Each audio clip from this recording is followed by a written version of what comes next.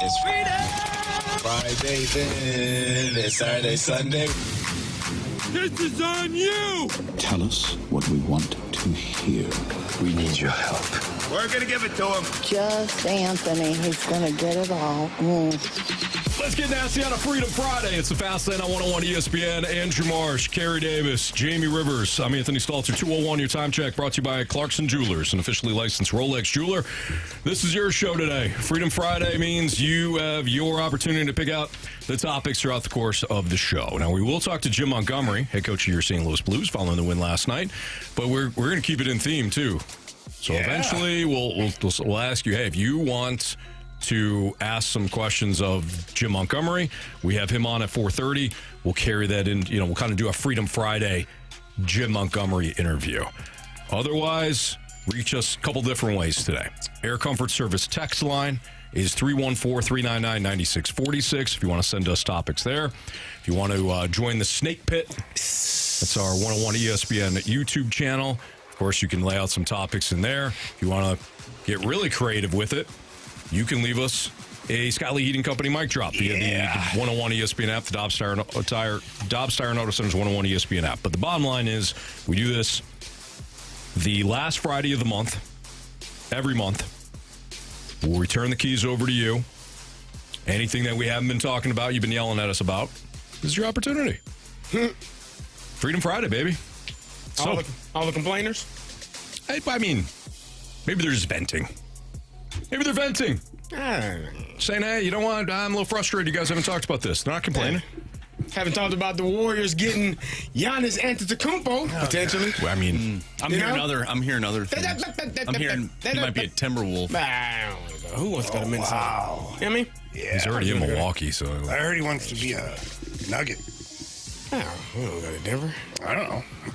He didn't hear that. I didn't actually. No, you He just made that up. totally just made it. You totally made it up. I just made it up. Yeah, I did. Yeah. I liked it, though, because you didn't go with, like, the Celtics. Or you went with the Denver Nuggets. Yeah. Ridiculous. I like it. Very random. Yeah. All right, Marsh. Yeah. What is our first Freedom Friday topic? Well, I'm gonna sort of combine a couple of text messages that we got. Of course, the Blues with a thrilling win last night. And the 314 says, time to bring back those Blues jerseys from last night. I know Jamie would absolutely love that. Horrible. What? Awful. That's the best uniforms alive. I'm sorry. No, There's a St. not. Louis red. Yeah, nah. What are you talking about? With an accent. That's more than an accent, That's fella. more than an It's accent. just a smidge. It's the whole bottom of the jersey. It's fine for a night. You know, like Carey, there's some things in your life it's fine Hey, for one night. But more than one night, Actually, it's not the same. When you And put it every that time way, you do that thing, it's less appealing. You know? Yeah, you're Less not wrong. nostalgic. Yes. One Doesn't night. feel quite the same. You actually you shouldn't have done it that one Still night. talking about the but jerseys? you did it, and you don't need to ever do it again. Yeah, you did it. Hey, it was good. It was awesome. It worked. But you won. We You won. scored. You scored. You know what I mean? Scoring's You fun. scored a lot. Mm-hmm. Who doesn't like scoring, Jamie? I don't know. You know? You show me that person, I don't want to be associated with them. Anyways, What was the topic? Yeah, so the Blues, the second part to this, Grant Francis fan club, Freedom Friday topic. What has changed to allow Pavel Buchnevich to have success at center? Should the Blues re-examine moving him there full time? Well, I think he's going to stay there right now. He's been very productive, playing well. Here's a theory I have. I think Pavel Buchnevich is the type of player that takes him a little while to get going. If you look at his seasons, even last year, it takes him a little while to get going. Not sure why, but takes him a little while to get going. He should get started in July then. He should probably start early June. There you go. Yeah. But I don't think he does. I think that he starts when the season starts. Really? Yeah. So Starts revving. It starts He's like ramping a- things up. Yeah, Game yeah. one. Like a 70s football player, huh? I have no idea what you're talking He about. used But training camp for it's getting training in shape. camp. That's where you train, right? It's the first time. The only time. I saw Train and chain smoke cigarettes. Yeah, well, maybe that too. But no, he looks good at center. I wouldn't move him. Don't fix what ain't broke. If it starts to nosedive and become where he's a liability, then obviously make some changes. I wouldn't touch that line. Neighbors, Kyrou and Buchnevich look great together. I love the power play with Dvorsky and Snuggerud on it. Last night, they almost connected a couple of times. That one pass from Dvorsky right through the crease, just missed Snuggerud. Would have been a beautiful goal. Would have been 2 Snuggerud goals last night. Anthony, Carey? Nah. But end up just being 1 at the end there. Nice snipe by Snuggy. I was happy that they got the goal. I was mad at who scored it. It's a hell of a play. It was a really nice play. It was like watching, and I've said it a few times here, the last handful of games for the St. Louis Blues have been fun to watch. Now, they hadn't gotten any wins up until this point, but they were trending in the right direction. They were in each one of those games. Obviously, you pulled your goalie in, I think, 4 of the last 5 games last night. You didn't have to because you were able to finish it with a win. But they've been playing really well. And to finally, that's almost like a weight off of your shoulders. Yeah. To do everything right the way that you've been doing, and you finally get a win at the end of it, and the way you won, it makes it even more special because, that's been happening to you. Right. You've been giving up goals with a minute left, just less than a minute left, and finding a way to lose games. And now you get a goal, and it was just fun. It's exciting to watch, your team have that success. And was it Tarasov, how he just kind of laid on the ice after that goal went in? He's like, oh, my God. Did you see Booch on that one? I didn't see him. What did he do? He makes that gorgeous pass, and Snuggy, hats off. That was a nice one-timer. The puck was kind of wobbling.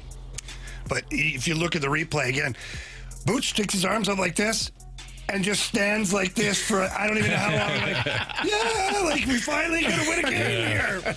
Well, yeah, Carey, I'm with you on that. I think you're right. They finally got rewarded for the process. We keep talking about the process. The process hasn't led to any results. But losing 5 straight, 0-4-1, that game last night kind of screamed, we've been doing the right things. We just haven't got paid for it. And last night they did. A little 4-2 lead, didn't turtle, killed a huge double minor in the third period without a shot. They almost gave it back. Won the game 4-on-3 of the power play instead of playing for overtime. They got rewarded. And Snuggerud, man, he's been trending in the right direction now for a while. 4 points in 3 games. Jim Montgomery praised his shot and his mentality. Trusted on the 4-on-3 late in the game in the power play. A lot of things that went right for the Blues last night. And oh, by the way, they won the game.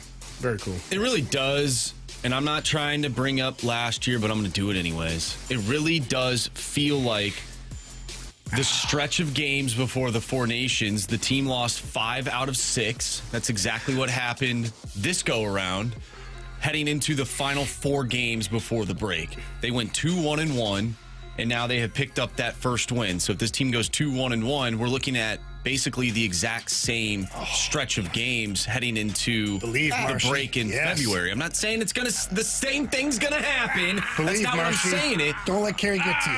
But what I am saying is this team is starting to play their best hockey of the year at the same exact time they started playing their best hockey of the year last year. Yeah. That's not maybe coincidental? Nah. Real? Oh, yeah. Okay. Yeah. Listen, why do I have to be the guy on this show? Why do I have to be the guy? You don't have to do anything. I do. Wait, what guy? I just presented that guy. I just presented some stats and facts I for always you. have to be that guy. You all walking out, coming to the office. You guys are getting high off of hopium every time the Blues win. Hopium. You're getting high off this hopium, and it is unsafe. Coming from the Steelers. Right? The hopium is detrimental. Let's just enjoy last night, man. Can we just enjoy? Just don't get high off. Don't get high off. Just enjoy what happened. When I walked in there and I saw you 3 doing that hopium, I said, I gotta go. That was something else. We were doing something else. All right. You went all right. Made me sick to my stomach. We're trying to save a baseball team in there, Carey. Yeah, we were talking about the Blues. Yeah. We're trying to save a baseball team. I saw the hopium going around, passing around. I said, you know what? Let me leave this. Carey, this you were in there office. for 3 seconds. I saw it. It was quick. And then you ran down the hallway. It made my clenching your stomach butt hurt. cheeks. And my stomach was hurting. Jeez. We thought you were dead. Oh, man. It sounded like it. Nobody checked on you, but we thought you were dead. You didn't text There was or an email call. that went out. Yeah. Is Carey Davis alive? That's Not sure what's going on in there. Right. Someone dying. Yep.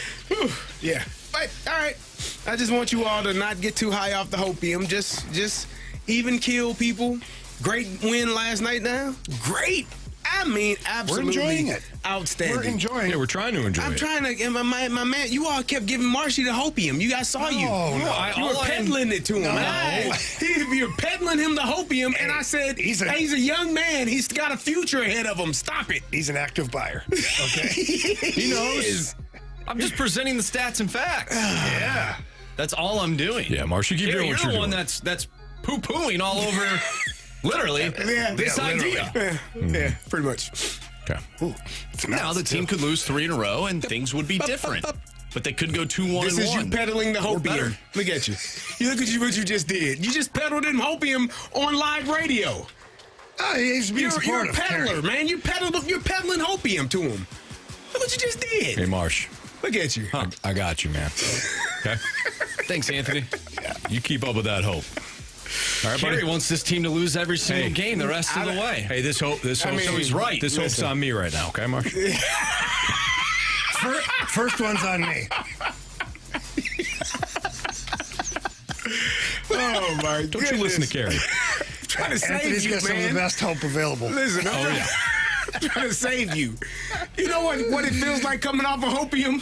Do you know? That's why you need to keep going with it. Don't come down. Stay up.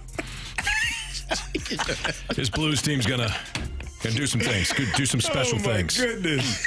Started last night. It'll continue tomorrow as they take on the Blue Jackets. Pregame at 5, puck drop at 6. Right here on 101 ESPN. Mahomes' long body. That was the first of 29 in a row, boys. Yeah, let's go, baby.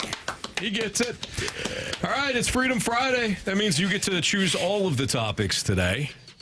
Whether you want to leave us a mic drop, whether you want to reach out via the Air Comfort Service text line, or provide a topic in the snake pit, we're open for business today. Now, we do have Bet the Board and the Gauntlet and what's trending, and like I said before, the Jim Montgomery conversation. But otherwise, it's your show. We're along for the ride. Freedom Friday next on 101 ESPN.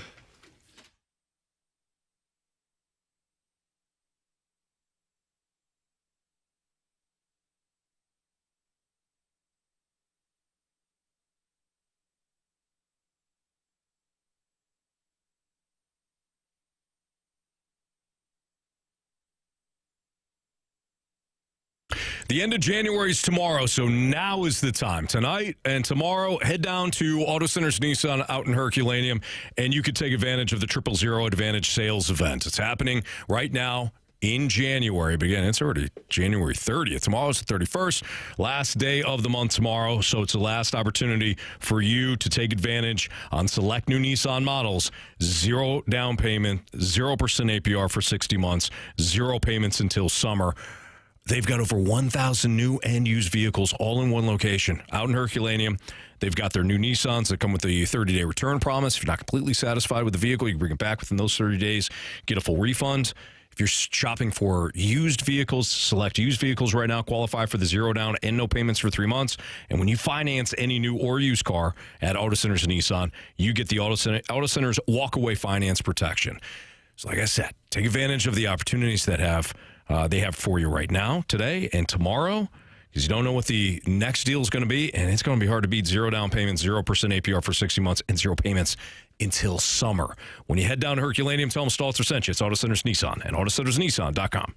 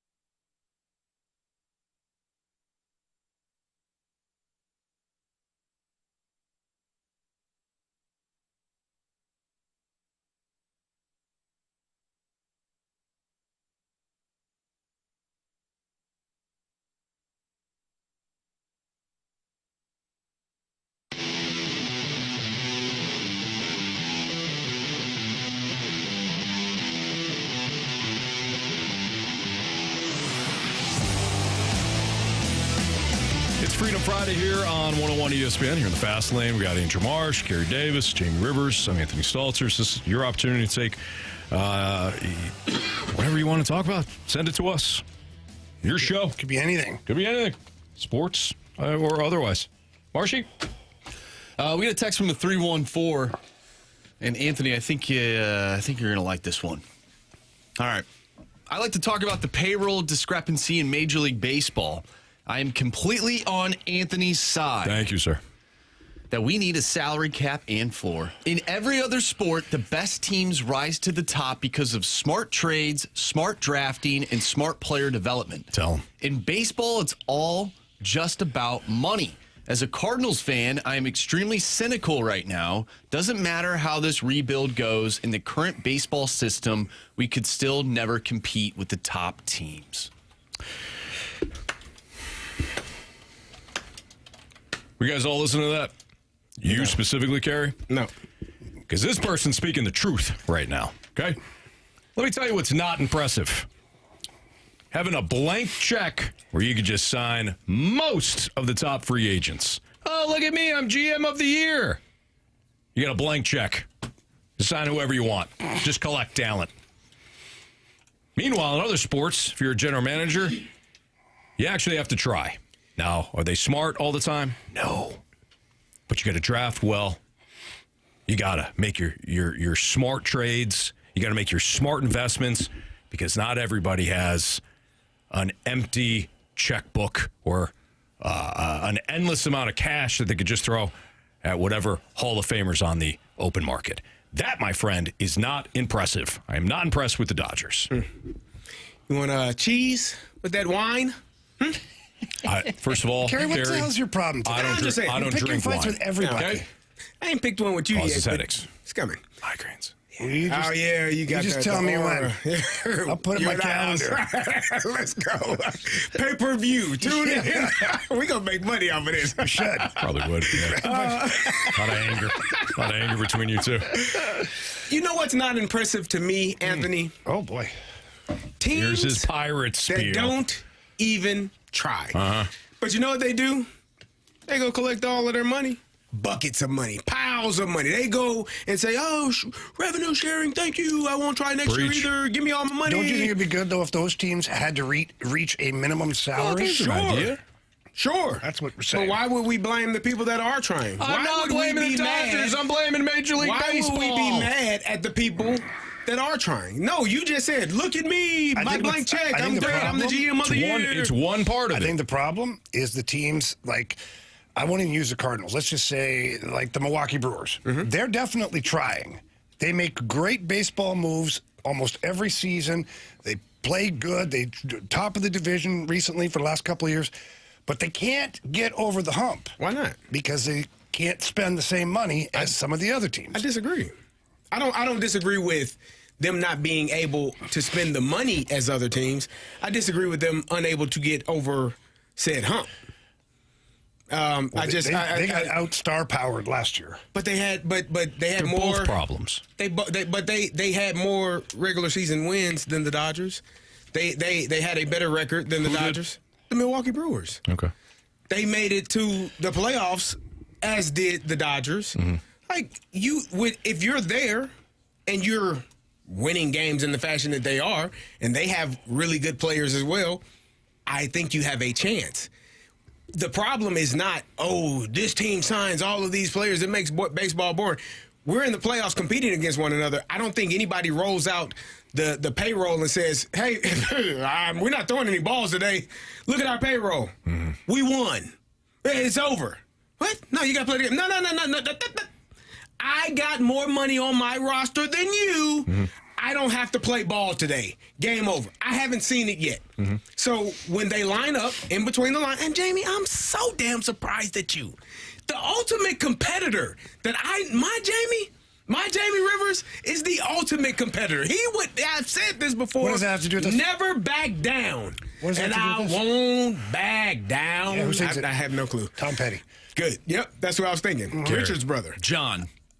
Him too. Carey, Olivia. if I may. I want to know where he's going with this. Well, thing. can I provide? Jamie is a competitor, Yeah, and he the is. fact that he's complaining about team spending more money and you're on the same Well, yeah, field. because I own a baseball team and I want to be able to compete. You don't own the team. I'm a competitor. You're watching the games like I am. No, I'm You're watching the Dodgers, the Brewers, the Cardinals.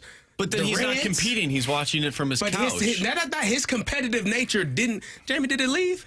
You just offered to fight me in the hallway 30 seconds ago. I know good and damn well your competitive nature ain't left that fast. All right, so But I don't have the same wallet. Carey, you and Jamie, you get into the hallway there, right? You're gonna fight. Now, two of you against each other. That's a damn even fight. I Marsh, agree. Are you interested in that? Watching it? You interested in that fight? I'm not interested in being in the fight. No. Just watching those two guys fight. Absolutely. Absolutely. Why? It's competitive, right? 100%. These two guys are warriors. Got you. Now, if I were to hand Jamie, I don't know, A sword? a sword, a bazooka, I don't know, machine gun, armor,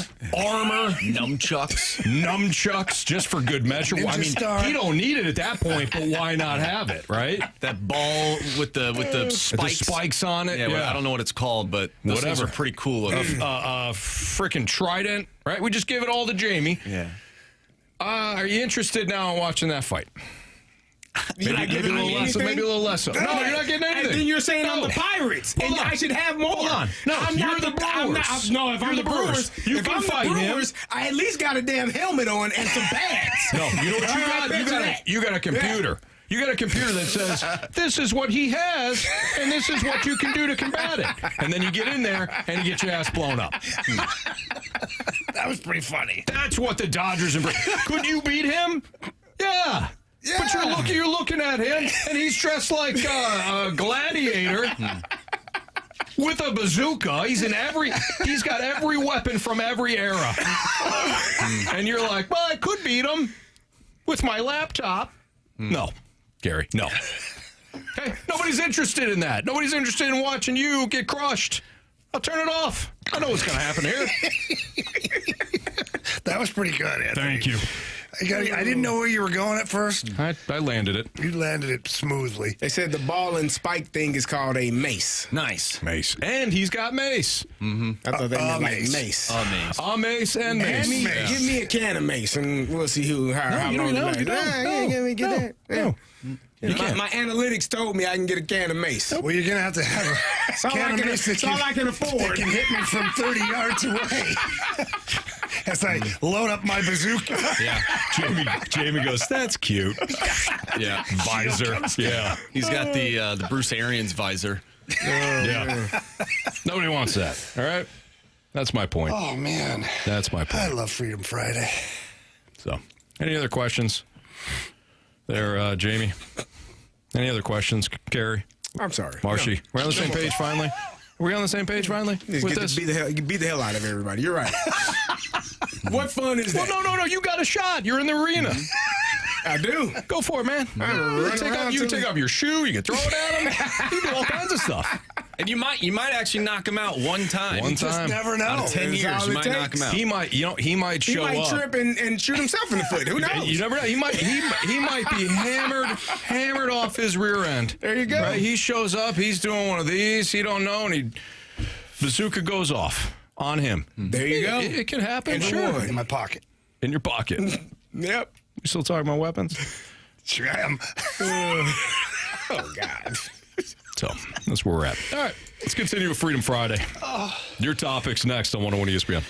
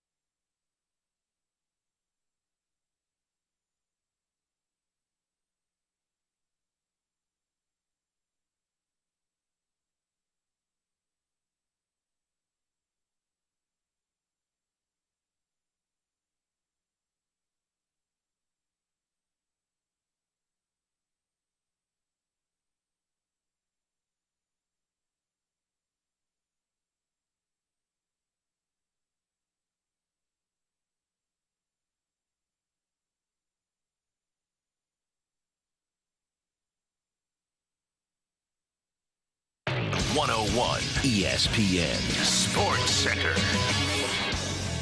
I'm Andrew Marsh. It's time for a Sports Center update brought to you by Saliga Heating and Cooling. The Blues take down the Florida Panthers last night late in that game. Jimmy Snuggerud, the game-winning goal, 5-4 the final. The Blues will take on the Blue Jackets tomorrow. You can listen to that game right here on 101 ESPN. Pregame starts at 5. Puck drop is at 6. We'll talk with Jim Montgomery at 4:30 and Joe Vitale at 5 o'clock. But we continue with Freedom Friday. So send in your Freedom Friday topics to the Air Comfort Service text line 314-399-9646. Freedom Friday continues right here in the Fast Lane. I'm Andrew Marsh, and this Sports Center update is brought to you by Saliga Heating and Cooling, a Daikin heating and air conditioning dealer.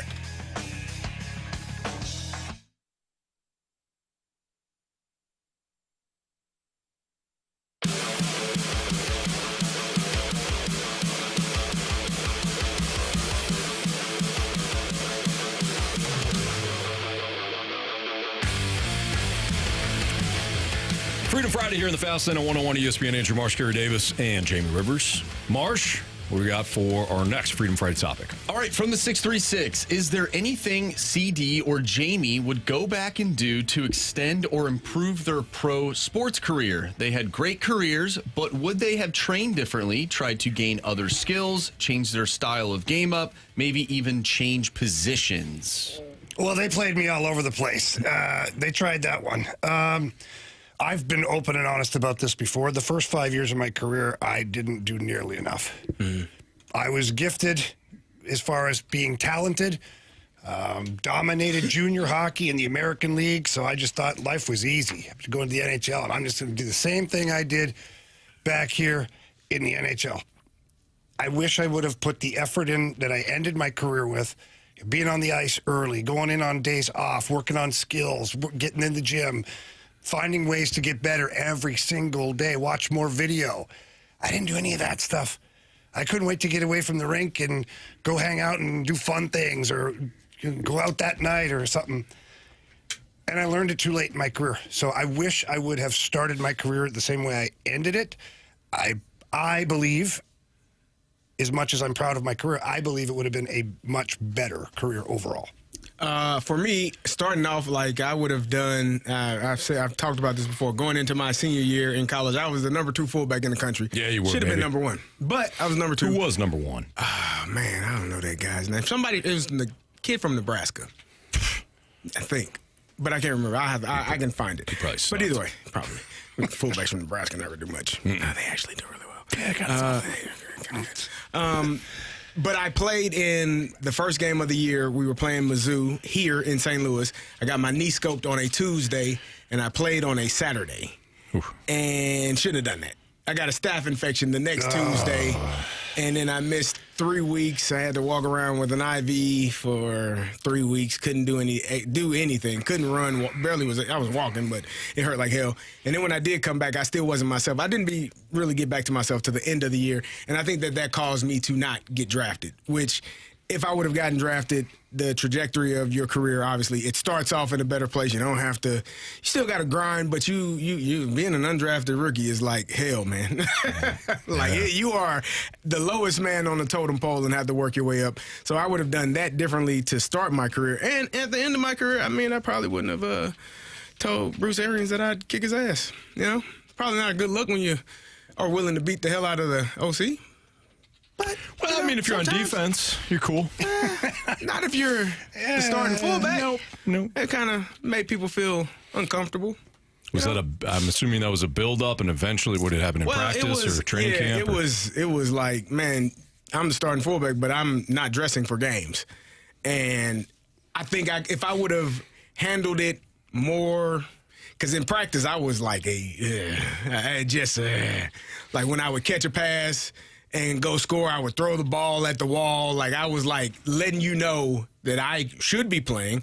I'm pissed off that I'm not playing, and I'm looking directly at you, sir. And I want to put my hands on you, and not in the loving way. So he moved to a different. He moved to like offense. an H-back, like having the H-back, a tight end playing H-back and letting them do a lot of the full-back work, which never is, because they're not a fullback. No.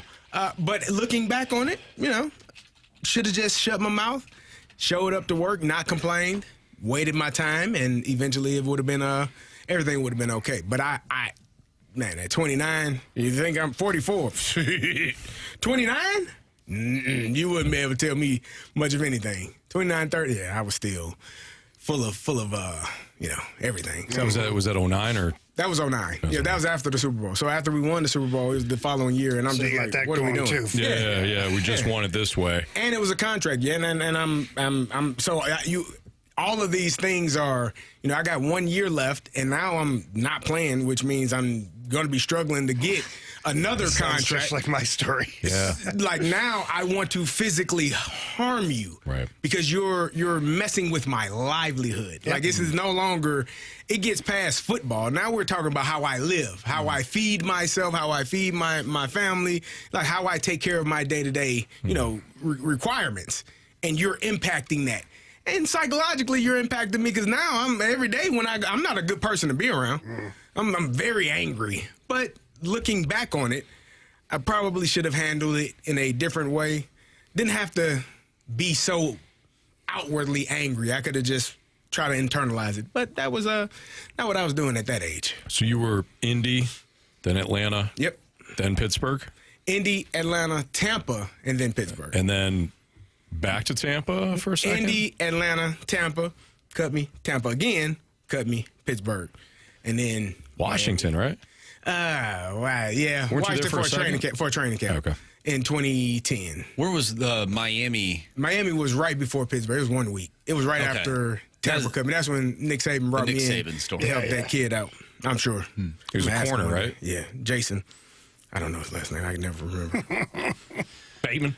Jason Biden.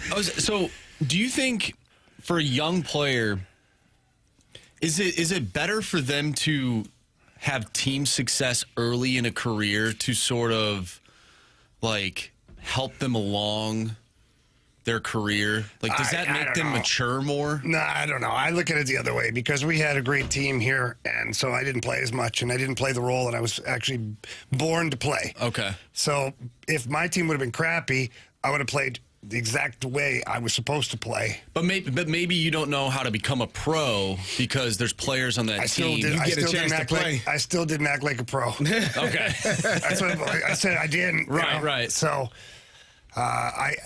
It took me a while to figure that out. I'm just a big believer in for young players, even though it's tough, get the ice time, play your game. And a lot of the NHL teams now are doing that. They're letting these players play the way they want, be creative, live and die with the mistakes. It is what it is. Like Dalibor Dvorsky making a bunch of mistakes when he first got up here, and they just lived with it. And now look, now he's starting to trend in the right direction. He's looking like a full-time player. He's a power play guy. Like, imagine if they'd have said, hey, Dalibor, you're going to come up and play fourth line. You, Walker, and Toropchenko. What do you think that looks like? Dvorsky's not a guy that runs around and hits and blocks shots. Well, I think of like Ivan Barbashev, the type of player that he was in junior compared to what his role was as a... Then Vegas let him go back to being who he is, and look. Right. So, but he's lucky he had Vegas to do that. Most of the time when a team signs your trades for you at that point, you are what you have become. And that happened to me. Islanders traded for me, and they said, we need a physical defense. And I'm like, can I play in the power play? I'm pretty good. You could give me a shot, maybe? That's the story. That's the story for most of us. Like, very few people are the star in Little League and in juniors or in high school and college and then become a star and continue to be a star in the NHL or continue to be a star in the NFL. Like, we all have to transition. I caught 100-plus passes in college. That's what the hell I do. Blocking ISO is cool, man, but you got to throw me the ball in the flats 4 to 5 times a game to keep me engaged. And now you're telling me, man, you need to go block this linebacker and block that defensive end 35 times. I'm like, that's okay. Not what I'll do it because I want to stay. Yeah. But it's not what I do best. And so I think, like Jamie said, most people, when you get to this level, the elite of the elite are the ones that are scoring the most goals, the ones that are scoring the most touchdowns. But a lot of those guys that you see on the fourth line would be better than anybody you've ever played against. It's the same thing with the 12th man on the NBA on the bench. Like, this guy stinks. He averaged 1.6. He will beat the hell out of you in one-on-one. Any random Joe Blow that thinks that they can do what a final man on the NBA bench does, that you would never be able to do it. So that's just it's about staying. It's about getting there and then doing whatever it requires to stay there.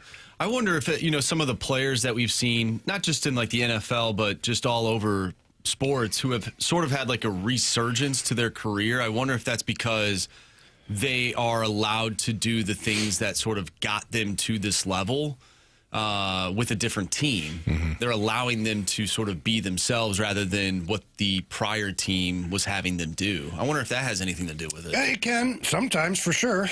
The hard part for some of those players is that once you change, sometimes you can't go back. You kind of lose it. You do. You lose that killer's instinct that you had for that certain type of game that you're playing. So if it's Carey, like, not saying he couldn't catch a pass, 5 years into his career or whatnot, but like, it's not like it used to be. Like Carey's used to catching passes. He's already looking upfield, knows where he's going to go. Now he's hoping he gets a pass, and if he does, where the hell am I going? It's different. It's different from doing it every day to not being able to do it. Yeah, you kind of got to knock the rust off. And I got an opportunity when I went to Phoenix to play on a power play again, and it took me a while. Like, all of a sudden, the game was moving fast for me. I'm like, why can't I find open players? You're like, what the hell am I doing? I suck, Then you start to find your rhythm again. Oh, okay, So it's hard sometimes when you've changed your style and played a certain way for so long. Sometimes it's hard to go back.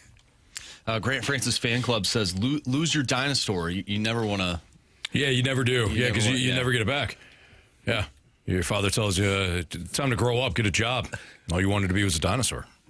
Can't go back. It's an important life lesson. Okay. Freedom Friday continues next on 101 ESPN.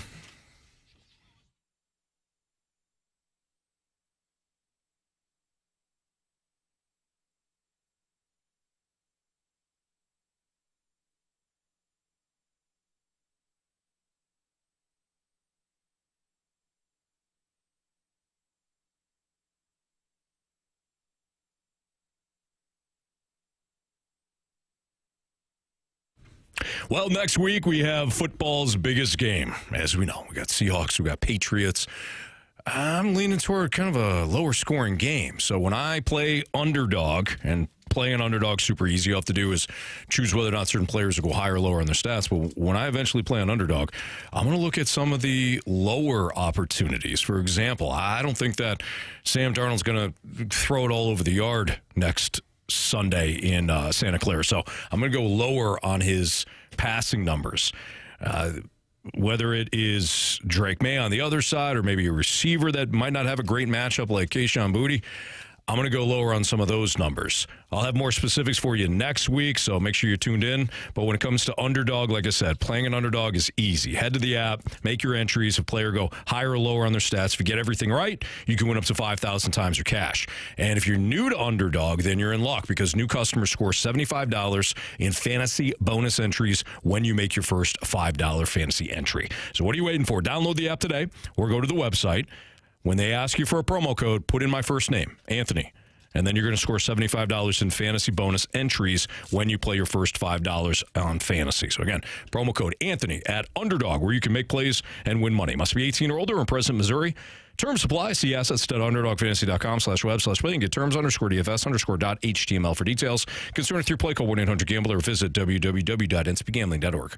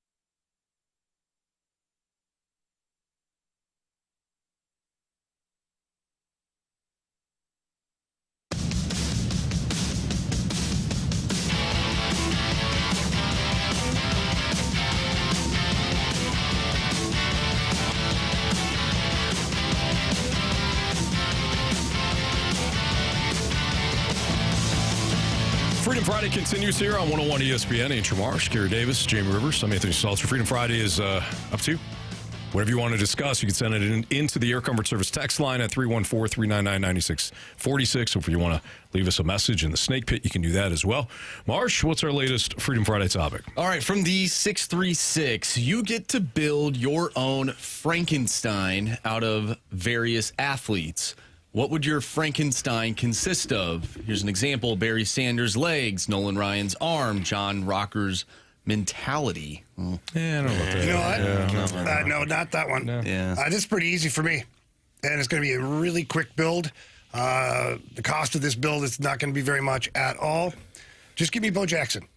I was thinking I was gonna go Bo Jackson, Deion Sanders, Just give me Bo Jackson. Brian Jordan, whatever sport we're playing, we're probably good. We're good to go. Yeah.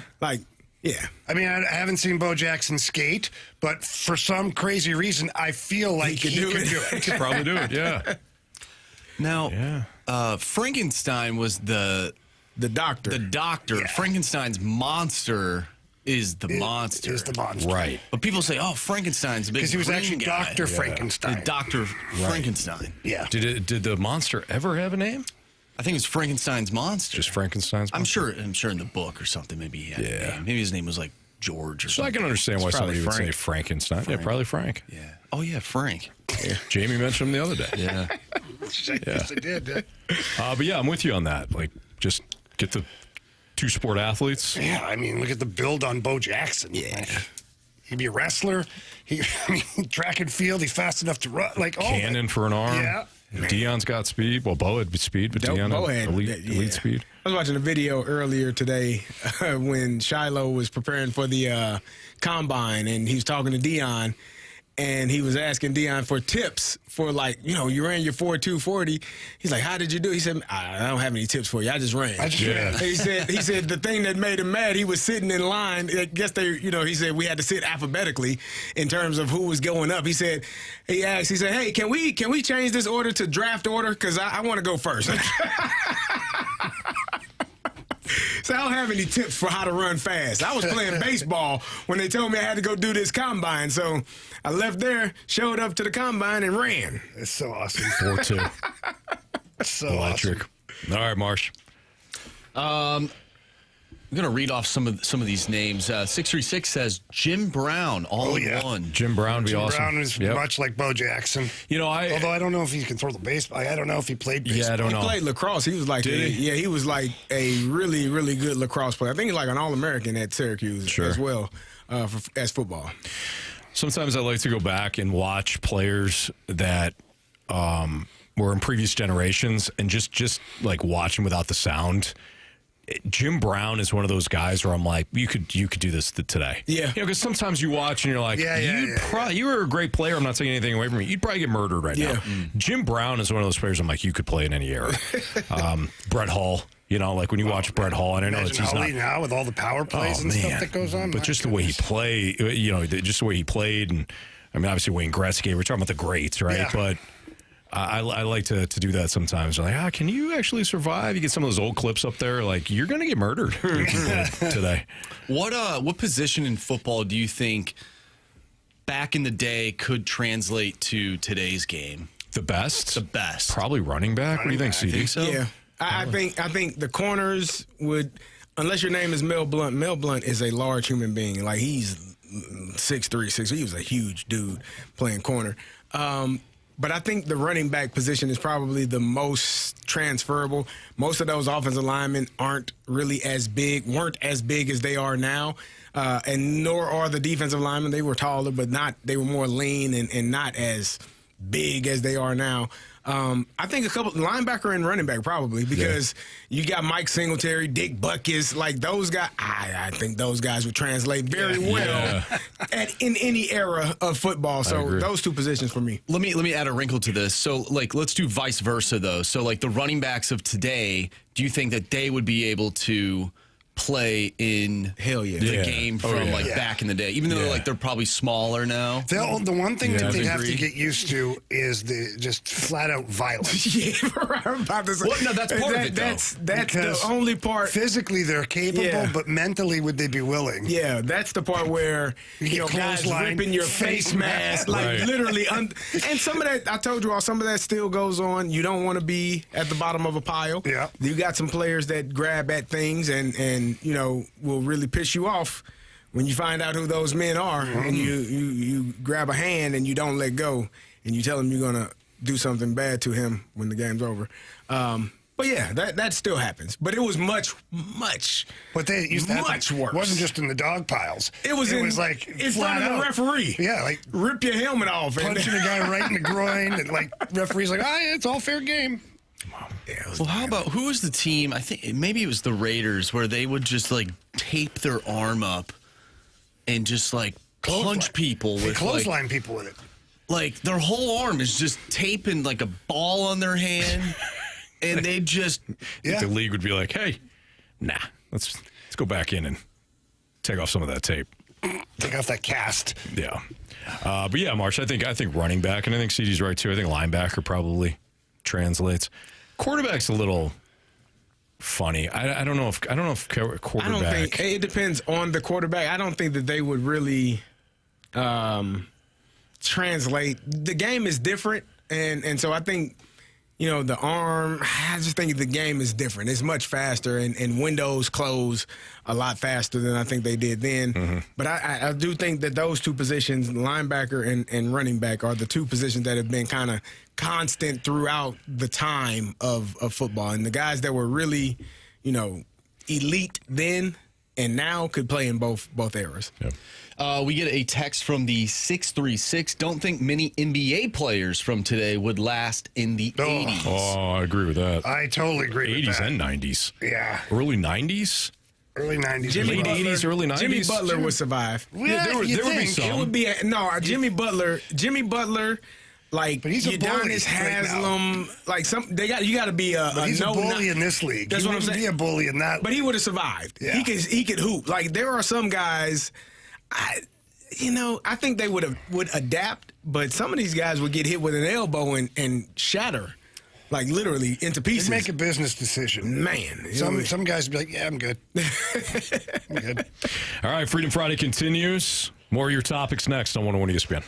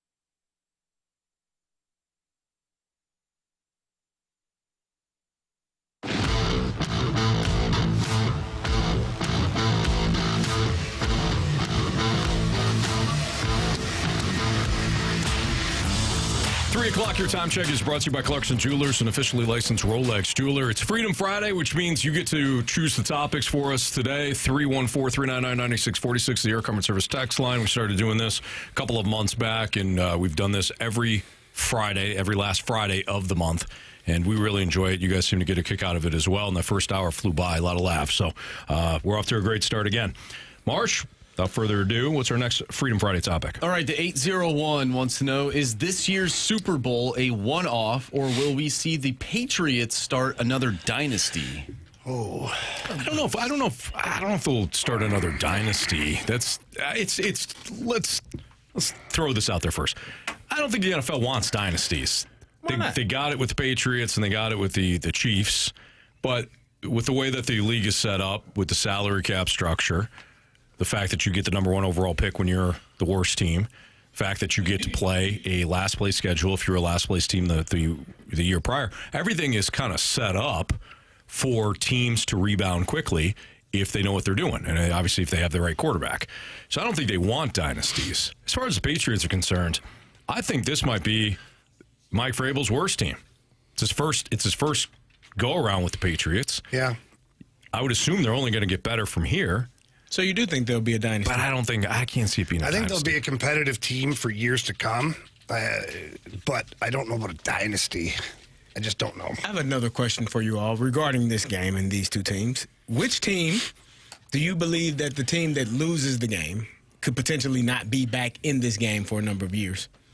Because I think that's more likely than having a dynasty. Like the team that loses this game, that doesn't make it that doesn't win the Super Bowl and have the parade and all those things that come with it, could potentially never be back in this situation again. Like ever? No, not ever, but like under the regime that they currently have. Man, see, that's a great question. That's a great question because on one side you've got the Patriots and they've got the franchise quarterback, a young franchise quarterback in Drake May.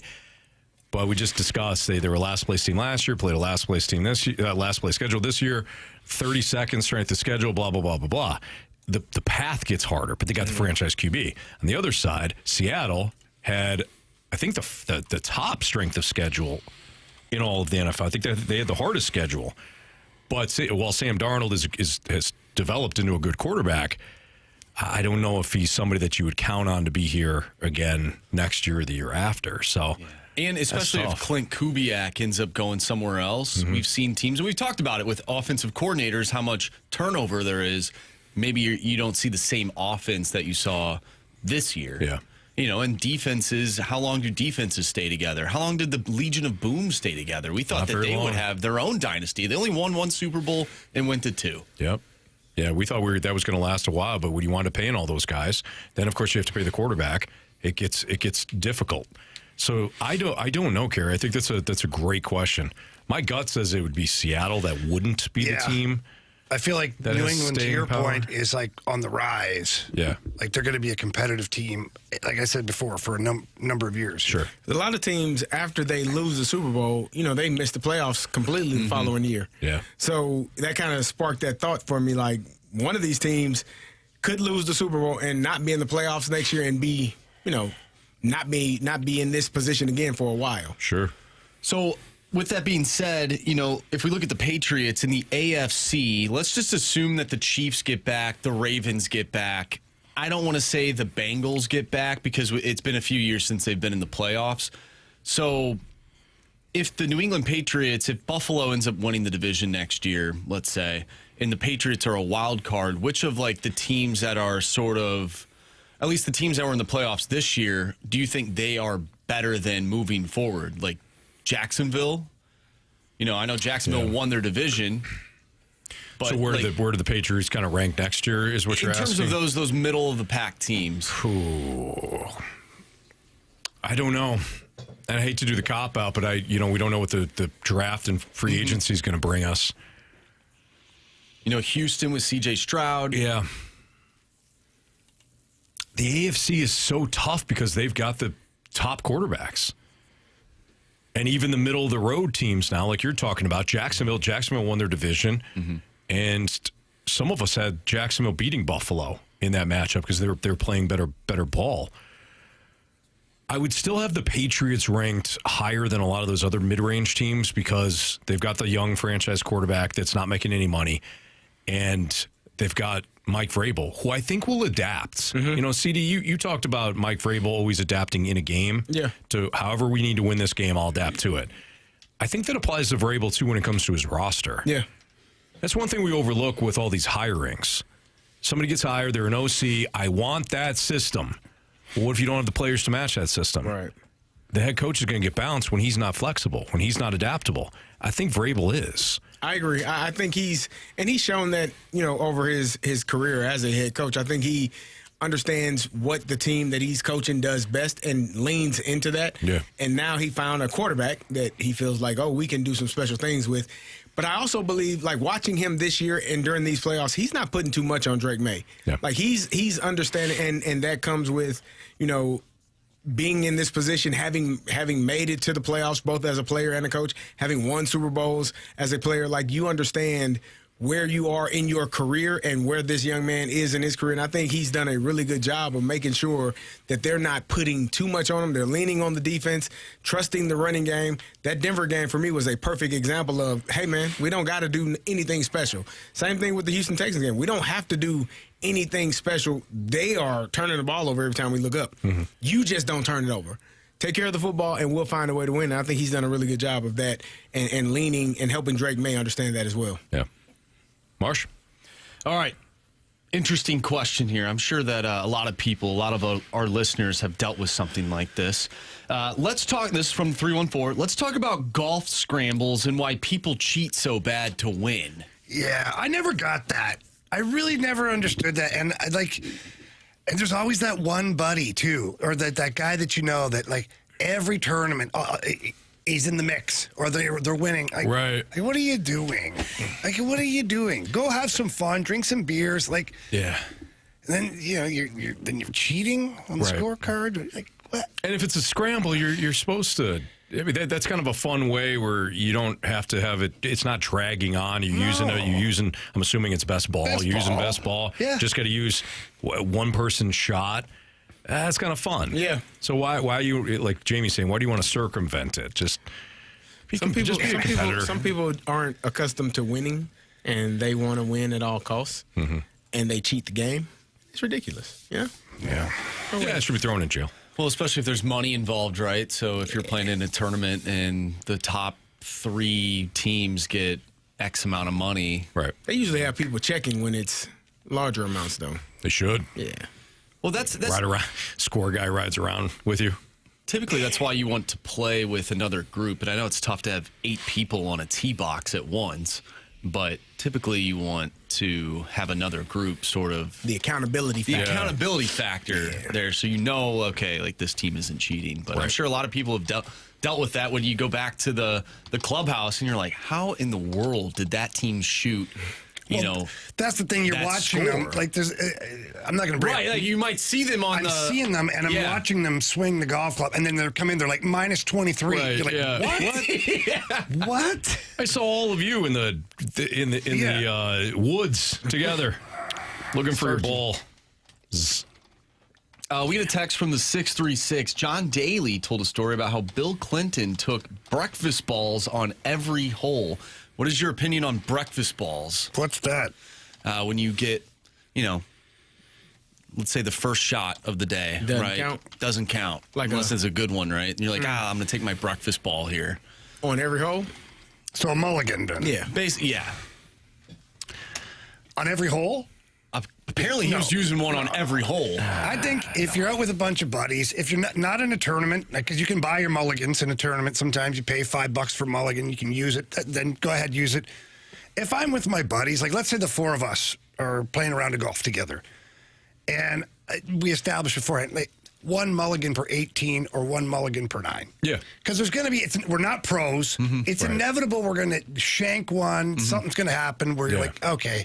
Like on a par 5, you hit a dribbler and you're like, okay, what am I doing here? Like, Right. And for one, like, you almost want to do that for pace of play, too, for the people behind you, so you're not, taking 7 shots to get to the. But if Carey's the green taking or a something. mulligan every hole, like, Oh, yeah. I'm probably going to say something.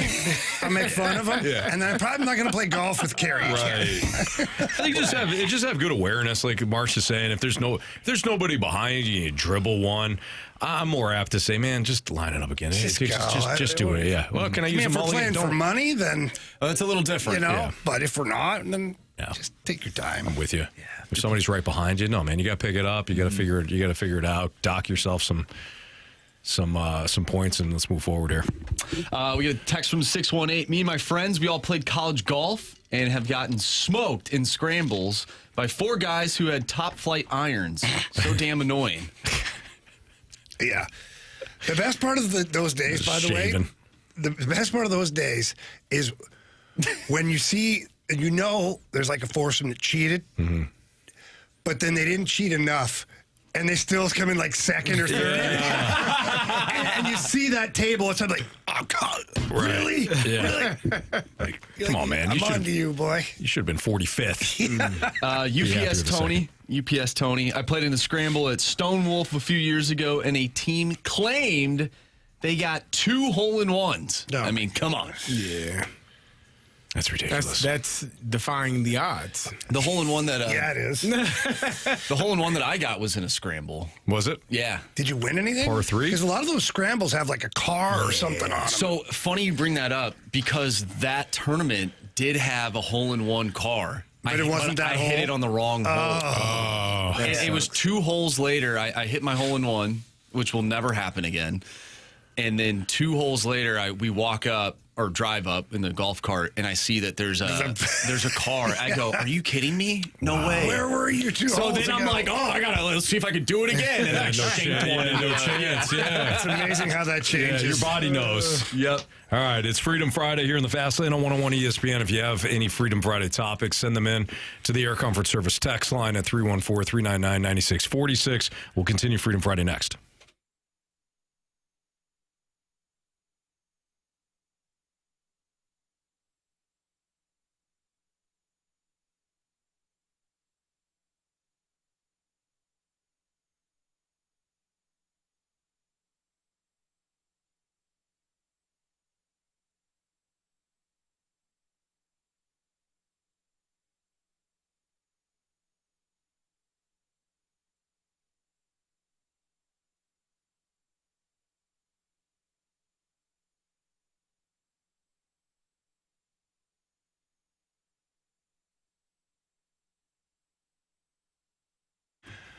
My friends over at Circa Sports, they got a lot of amazing things going on. If you're lucky enough to get out to Vegas for the big game that's coming up in a couple of weeks, stop by the casino. You're going to love it. The world's largest sports book is right there, and there's always some kind of fun partying going on there. They've got the big Squares game, too. And their Squares game's a little bit different than your normal one. You don't pick your numbers out of a hat. No, you can pick the numbers that you want and use them for the big game. That's a lot of fun to do that. They also have the app available here in the state of Missouri. You can go to the App Store or the Google Play Store. Look for the white Circa Sports app right there. That's the one for Missouri. Click on that, and away you go. You're going to love it. They've got great lines on all their futures bets, tight money line splits daily, and they have the best odds of any app that's out there. You don't believe me? Download others and compare. That means bigger payouts for you. They also have high betting limits, and they just love to see you win. They don't shut you down, limit you, or block you. No, they keep you going, man. They love to see you having some fun. So please check things out on the app, or you can always go to circasports.com to see what they've got going on in Las Vegas. Again, that's Circa Sports. Must be 21 or older. Gambling problem? Call 1-800-GAMBLER.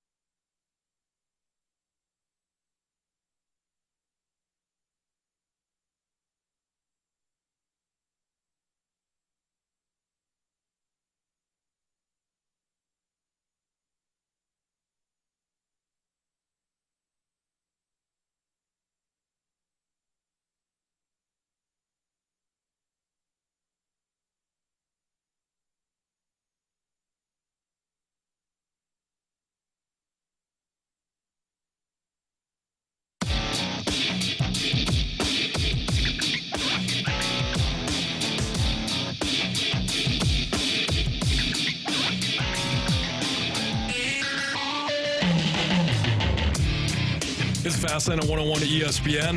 If you have any Freedom Friday topics that you want to send in, do so via the Air Comfort Service text line at 314-399-9646. Marsh, what do we got? All right, this one's from the 314. Obviously, tough to actually name a player, but the question is, who's the laziest, most productive player you've ever played with? Lazy. Again, understand if you don't want to name names, but have you I won't played name with? names, but Have you played with those guys? Yeah, I'm trying to think. I'm going through the rosters real quick. Like, What about so athletically gifted that they didn't have to work as hard? They really didn't put in the same amount of work when it came to the weight room and things like that. I still wouldn't name a player, but I've seen some guys that were, could do some things that it's like, man, if you gave a little more effort, Yeah. you'd be. yeah, Steelers? it's tough. No, not in Pittsburgh. It's a couple of guy that didn't even make the team when I was on another team. But he would stay up all night, sleep all wake up and just run. Just one of the fastest, most athletic people I've ever seen. But Yeah, I mean, start of my career, things were different. My guys didn't work out. They didn't do a lot of that stuff. They drank beer every day. Some guys smoked cigarettes too. It was just different. Right. So to look over that, there's a number of guys that follow in practice would have a Bud Light in the dressing room and smoking a cigarette and talking about whatever. They weren't going into the weight room, So it's there's a number of guys I could pick from that, but they weren't really lazy.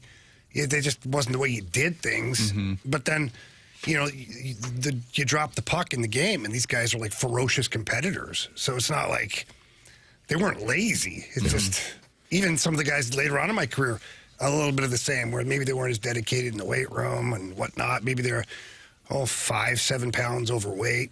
But then when the puck drops, you did not have to look to find them. You knew they were playing. Do you think those players would have been better if they hadn't been doing Well, yeah. those things? It's literally what I said about myself. Although I was never out of shape and I did go into the gym and things like that, but I didn't go above and beyond. And I think that I would have been a better player. So I think that anytime you invest into yourself, no matter what it is you're doing in life, then your odds of being good at something or being more successful are greater. Carey, you might like this one. From the 636, if you guys could be a part of one of the houses from Game of Thrones, which house would you choose and why? Wasn't the Snows? Which one? Not the Snows. That one. Jon Snow? Well, What house is that? he was a part of the, Wasn't the Starks. The Starks, yeah. Yeah. Ned Stark and all, I've never seen one episode of that Game one. of Thrones. I feel like you would like Game of Thrones. I've heard that from It's actually several really people. good. I didn't think I would like it either. I haven't watched it, and I forgot a lot of it. But it was a really good, really, really good show. Anything. Emphasis on was. Yeah, it was. But you would never. How things happen, you're nah, this guy's gonna be okay. Wow. Yeah. There's a what lot of the hell. There's a lot of strategy that is within the show, which is something that I don't think I feel like you don't get that type of stuff in other shows. How many seasons are there? Was it 7? I think so. Ooh, that's a commitment. 7. The first season, you will be, you'll be in. Yeah, I'm just talking about just from a timing. Maybe what I'll do is I'll start it at the beginning of next hockey season, so that when I'm traveling, because that's how I knock out these things. Because at home I'll never have time to do that. That's a commitment, all right. It's a good show. I feel like I would like it too, but I just haven't dove into it. You all made me watch Reacher. You should watch Game of Thrones. It's not all Dungeons and Dragons, and it's not. I mean, that's in there. I heard there's a lot of things. It's some of those things. Yeah. But it's a lot of, like you said, strategic, strategy. Cooking and hunting. Yeah. There's hunting. You call it that? Yeah. It was a very good show. Some magical elements to the show. I will say the first few episodes, you gotta just stick with it. because you'll probably watch it and be like, I'm not getting a lot from this. But if you stick with it and you're like, whoa, like I got to know what happens. End of season 1, you'll be in. Yeah. Yeah, the end of season 1, you'll be in. Because you're like, oh, what are you doing here? Yeah. What's that? Well, what's You're that like, about? That doesn't happen in other shows. It's happening here. Yep. Yeah. These guys are teasing us. Yeah, it's good. It's good Teasing us stuff. pretty good. Yeah, sorry, I can't answer that. Though. I'll go in the same house as Carey. Yeah, come on. We'll all go in the same Stark house family as Carey. is a great one to be in. If you like dragons, you'd probably want to be a Targaryen. Yeah.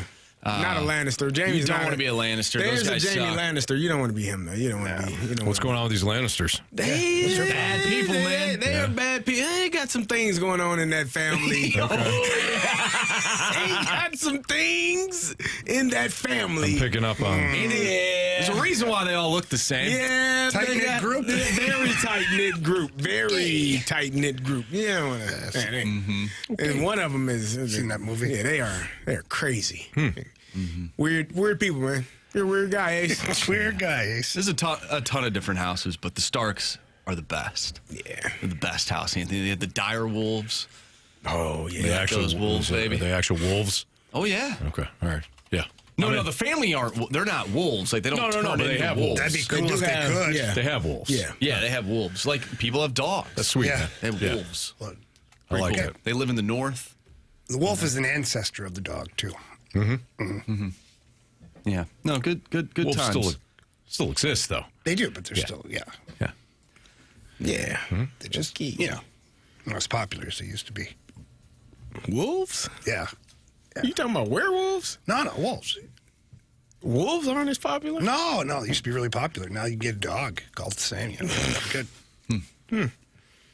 Okay. Chicago Wolves? They're popular. Chicago Bulls? Good old All-State Arena. I was just thinking about Not this. even 5 o'clock yet. I was just thinking about this today, actually. Speaking of the Chicago Bulls, can you think of another organization that had so much success that is just a total non-factor in their sport right now? Wow. That's a very good question. What was the question? Is there a team that... Like it was a dynasty. It basically, like in 2 decades from now, the Chiefs are just horrible. Basically. Yeah. But the Bulls they had their run with Derrick Rose where he was an MVP. Like, they didn't completely fall. They just haven't won championships. But to The Marsh's Dallas point, Cowboys, they were the Yeah. NBA. Dallas Cowboys. Dallas Cowboys. Cowboys are a good one. Yeah. But at least people still talk about we don't even really talk about the Bulls. No. We talk We don't more talk about basketball at all here. well, Can't get that from 7 to... I mean, there 11 a.m. could be a segment Jackson. on a 5-win Dallas Cowboys team on First Take. Right. Like you're not getting that about the Chicago Bulls. No, you're right. What about in hockey? I felt like the Rangers The Rangers for the 90s. right now, yeah. I know they kind of had a little bit of a... What about the Red Wings? Well, the Oh, Red yeah, Wings are, Red Wings are first great. place in their division now. They're back. But baby.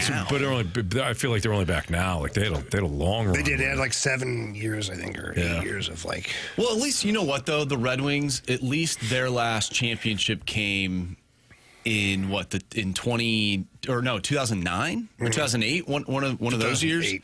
I think But the Bulls, I mean, they haven't won since the 90s. What about the Oakland Athletics? The Athletics. That was That's a good one. that is a Well, good one. that That's organization. from the penthouse to the doghouse. Yeah. It's been more recent, so I don't know if this qualifies. But what about the I Spurs? saw it too, Marcia. The whole text line. The whole It's text whole line. text I hope Cardinals. you are no. Cardinals. I mean, come on. At least they won last decade. 2011, right? Yeah. People They're getting there. They're getting there. People They're on their are way. Ruthless. People are mad. I don't think they're there yet. What about Spurs? Oh yeah. That's a good one. They are. But They they won Yeah. like in the 2010s. The Bulls haven't won since the 90s. I'm literally a couple months away from being 30 years old. Well, then the Cardinals don't apply either. Then Exactly. okay. People are mad. Just mad. Mad at their dad. There's For making him a Cardinal fan. There's what? Carey? no. I was looking at something else. Oh. Were you about to say something? No. Okay. All right, moving on. More of your Freedom Friday topics next. Keep those topics rolling in. We're in hour 2 here of Freedom Friday. No idea where we're going to go. We'll find out next on 101 ESPN.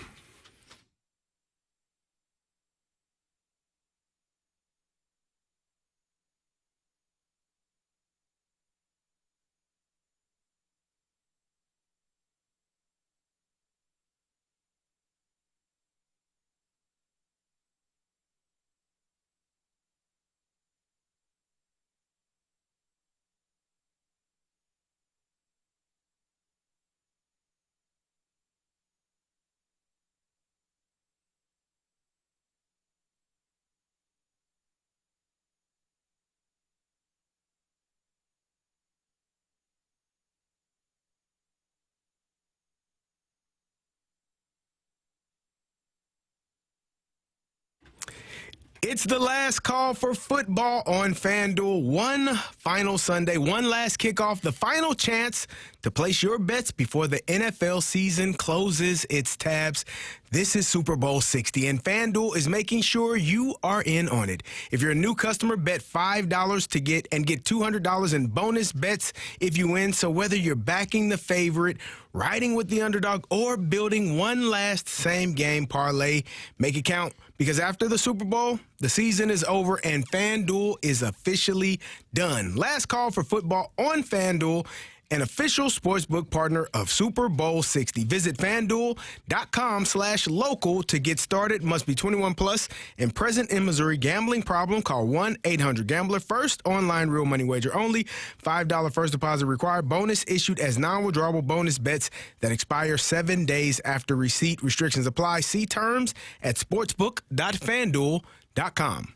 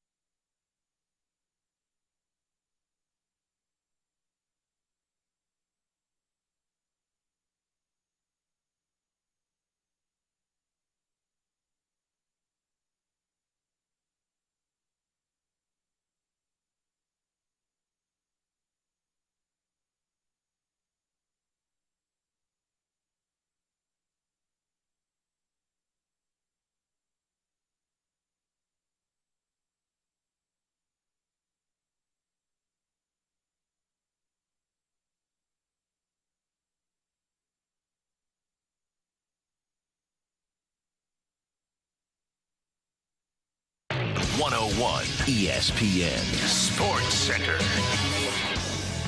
I'm Andrew Marsh. It's time for a Sports Center update brought to you by Saliga Heating and Cooling. The Blues take down the Florida Panthers last night by a final score of 5-4. Blues will be back in action tomorrow, taking on the Columbus Blue Jackets. Pre-game for that one right here on 101 ESPN starts at 5 o'clock. Puck drop is at 6. We'll talk with Blues head coach Jim Montgomery at 4:30 and Joe Vitale at 5 o'clock. But we continue with Freedom Friday, so send in your Freedom Friday topics to the Air Comfort Service text line 314-399-9646. Freedom Friday continues. I'm Andrew Marsh, and this Sports Center update is brought to you by Saliga Heating and Cooling, a Daikin heating and air conditioning dealer.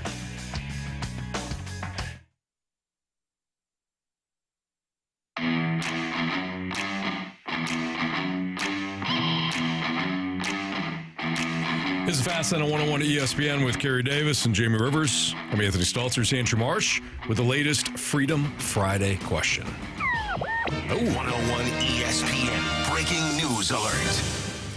Bengals quarterback Joe Flacco earns his first ever Pro Bowl nod. Let's go, baby. Pro Bowl now, Hall of Fame later. Never. Hall of Fame, never. Joe Flacco, how about Couple that? Pro Bowlers in that AFC North. You know what I mean? Both of them former Browns. Browns are all set at QB. Yeah. Lamar Jackson, nope. Aaron Rodgers, nope. Joe Burrow, no. Trevor Shadur Lawrence. Sanders, Yes. and Joe Yes. Flacco. Now, I do. Not that Joe. Joe Flacco. The other Joe. Yeah. That's kind of weird. It's his first one ever. I didn't know that. He's never going to be a Hall of Famer. I'm sorry, Jamie. Oh, ouch. Hell of a quarterback, though. Hell of a I quarterback. completely disagree with you. Yeah, I think so. Intriguing. Although you that know. Hall of Fame apparently is hard to get into. So. Yeah. Very. I mean, if Bill Belichick can't get in, there ain't no way in come on, hell right? Joe Flacco getting in. You know what I mean? Yeah. The Pro Bowl is it's a weird, It's a weird joke. thing, man. So I was thinking about this the other day when we were talking about Oh, you're right. Bill Belichick and him not getting in and votes and all of those things. So because you brought up that Trevor Lawrence was snubbed for Shadur. And so I remember what happens is so players vote for who they believe should be in the Pro Bowl. And I remember when we were doing our Pro Bowl selection in 2004, Warwick Dunn literally telling all of us, hey, man, do not vote for somebody that doesn't deserve it because you can't vote for people on your own team. Yeah. So if I'm a Jacksonville Jaguar, I can't vote for Trevor Lawrence. But what I would do is I wouldn't vote for Josh Allen or I wouldn't vote for Patrick Mahomes. I would vote for Shadur Sanders. I would vote for Joe Flacco because in my mind, it would say, those guys ain't getting in over our guy. So I don't know that this is what took place, but I know that this Football players, huh? No, Warwick, I mean, Wow. you got to have some I learned a lot integrity. now. I You peel got to back have a some layer. integrity. I don't know if that's what happened here. I have no clue. Well, I don't know didn't why. he say, though, like, don't vote for somebody that doesn't deserve it? That's what Warwick told us. Okay. But it happened because people do it. Gotcha, so gotcha. If I got a defensive lineman on my team that I think is an all-pro, we had Michael Vick, so you wouldn't vote for, and you could only vote for other quarterbacks, in if you're voting for quarterbacks in your conference, you wouldn't vote for the quarterbacks that are going to make it above your guy. So So this you would is how vote you for, get Shadur Sanders and Joe Flacco. I'm not sure if that's what happened, but I'm saying it could potentially I happen. think you're onto something. Wow. That's rough. Like, so if the Jacksonville Jaguars as a whole, Jamie. Anthony, God. yeah, it did. Jim, you hadn't been you in a while. I got it twice yesterday from this guy. Yeah, okay. It hasn't been a while. What, today? Yeah, today. But generally, if that's how it still is going about, so we wouldn't, you wouldn't vote for somebody that you felt like could potentially take the place of your guy because you're not allowed to vote for your guy. So you would vote for a It lesser. sounds really friggin' shady, Kerry. That's all I'm I'm gonna not. say. It's not what you're not supposed to NFL's do. already got some problems. I don't know if we You're need not this supposed to. Voting But I think- shadiness, It was rough, And I haven't man. heard. I don't know if Trevor Lawrence said he didn't want to play. I don't know if that's what took place. Maybe but, he said, "Don't vote for me." Yeah, but it's intriguing that he's not in, and you got Shador and Joe Flacco passing Carey, him up. can I got to ask a question? Because I'm watching clips of the Pro Bowl from... Don't. No, from years past. Yeah, dude. I'm watching this one where the guy, it's a kickoff, and the guy, like, catches it, runs 3 yards, and gets obliterated. Back when men were men. Yeah. Like, I understand you're playing in the Pro Bowl. Guys don't want to get injured and things like that, but, like, it's a joke now. Yeah. And what is it? Is it flag football now, or do they even play a It's game flag. anymore? It's flag. You should make contracts guaranteed, and then men will want to play football again in the Pro Bowl. If your contract is not guaranteed and you get injured and you got, say, 3 years left on your contract, they'll pay you for that upcoming season. And then say, you can't get healthy. It's all right. Been fun knowing you. It's I just, don't care. it's a farce. It's hard. Like, football for me is basketball. It's inexcusable. Like, it's basketball. You play. They play harder in the summer. Like when they go to UCLA, when all of the NBA players go to UCLA and they have their NBA runs in the summer, it's much harder basketball played then than they do at the All-Star game for basketball. So there's really no excuse for the NBA and that sham of an All-Star game. The NFL, I side with the players because if I do get injured, I ain't going to be able to make all this money that I'm supposed to be, that I signed for. And that's why I always lean for the players because – ownership can remove you, cut you, waive you, release you whenever they feel like it. There'll be some money owed, but they can get rid of some majority of that money that they do owe you. So I never have a problem. I understand why it's not a good look, but it's at least they came to the decision. Hey man, we ain't even gonna put the pads on no more because y'all not even tackling. Yeah, like it was worse. It was worse than watching a inter squad practice. Like, even those are ramped up and more aggressive than what you saw at the Pro Bowl. It was like wearing, what we call shells or when you just have helmets on. Like, it's no contact, it's no physicality, it's no blocking, it's no tackling, it's no touching. You're just there. So that was bad to watch. So I understand why they removed the helmets and the pads because you weren't tackling anyways, which hopefully makes it more fun to watch. But what I don't like about this is now, like, when you pull up somebody's whatever online, it'd be like, a 6-time Pro Bowler. Yeah. And you're like, really? Because it's not as important anymore. Like, so, 6-time Pro Bowler, like Joe Flacco now, or Shador Sanders, rookie season Pro Bowler. Really? Yeah. Come on. You because of all of the other people that either were injured or chose not to participate. And I think all of those people, like if someone decided not to go but they were named a Pro Bowl, I still think they get the Pro Bowl tag next to their name. That's just weird. It is. It's unfortunate. So we get a question from the 314, and I think that this is another layer to sort of what we're talking about. But 314 wants to know, do pro sports have a talent pool problem? Can't field competitive teams across the board? Are there too many teams for how little talent there is? I don't know if I agree with Yeah, that. I don't think so. Because, Carey, I mean, you can kind of talk to this, too, about how some of the practice squad guys are very good players. They're not some of the best in the world. So they're not going to be on an NFL roster, but these are still some of the best of the best. Yeah, I don't think there's a talent issue. Like we were talking about in the NBA, the last man on the bench is a real live hooper. Like, dude can go. So it's not a talent issue.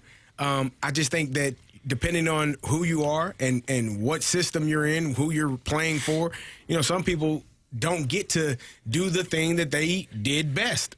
You have to, because there might be a player that's better than you already on that roster, and you got to find a way to stay on this team, stay on the roster, stay in the league, and do whatever is required from you. So I don't think it's a talent issue.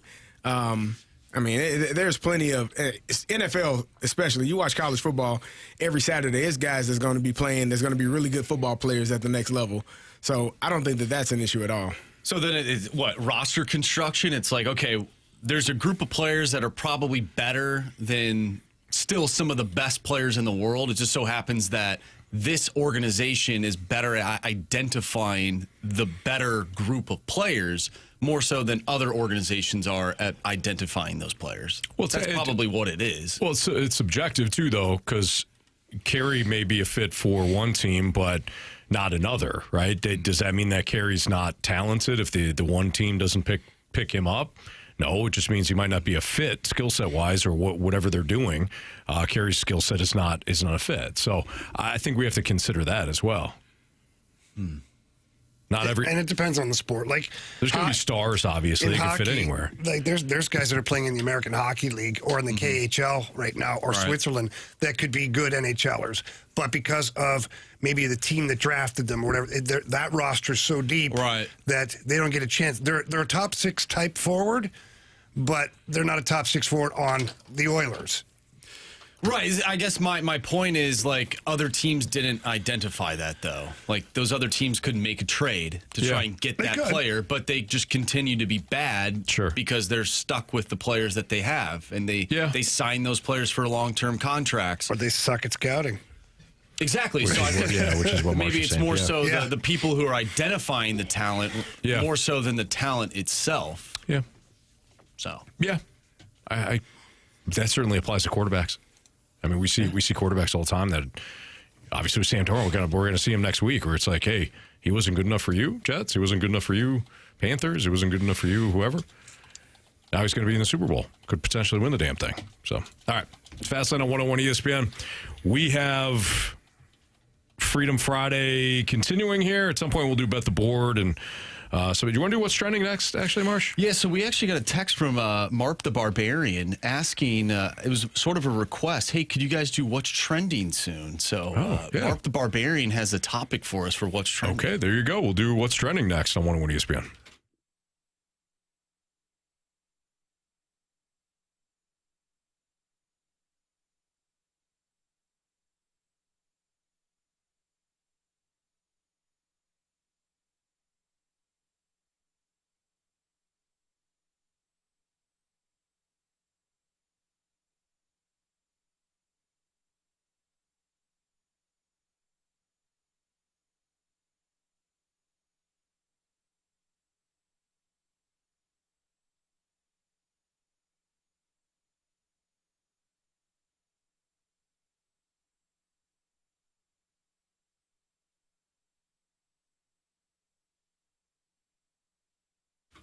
Was hanging out with my buddy Wolpe this morning. You probably wonder, who the heck is Wolpe? Well, he is the official mascot of Wolpertinger over at Urban Chestnut. That is their annual anniversary party that's happening this Sunday from 1 to 5 p.m. You can get online, urbanchestnut.com, get your tickets there. It's unbelievable. Talking to the people over at Urban Chestnut, it's going to be a great party. People have a ton of fun over there. You're not going to want to miss it at all. You can always also jump on Instagram right now. Wolpe and I are handing out 2 sets of tickets. All you got to do is follow Urban Chestnut, follow myself on Instagram, and tag whoever you're going to bring with you. You qualify for the contest, and the winner will be announced on Saturday night. And speaking of Urban Chestnut, pick up some Zwickle Light for the weekend. It's an elevated light beer. It's really awesome. It's one of those light beers where you can taste beer, though. It doesn't taste like water. And you get the ice cold bottle of Zwickle Light, and you start putting that back. Man, it's good. I can't wait for work to be over. I'm going to go home and have a Zwickle Light. I can promise you that. It is the unofficial beer of St. Louis hockey, and it's always the official beer at the Rivers House. So please, again, visit urbanchestnut.com. Check out everything that's going on with the Wolpertinger Festival on Sunday. And remember to keep it light and keep it local.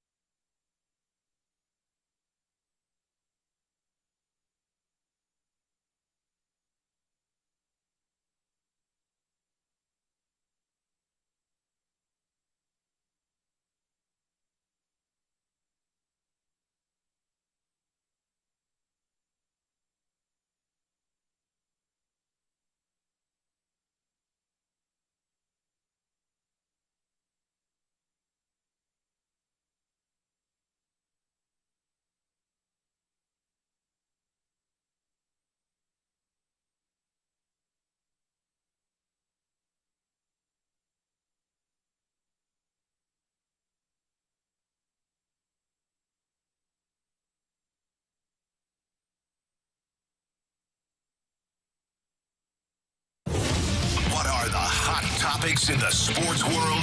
What in the wide world of sports is going on here? It's time to find out with What's Trending? Brought to you by Elite Comfort Experts. Heating and cooling with no gimmicks, just guarantees. EliteComfortExperts.com.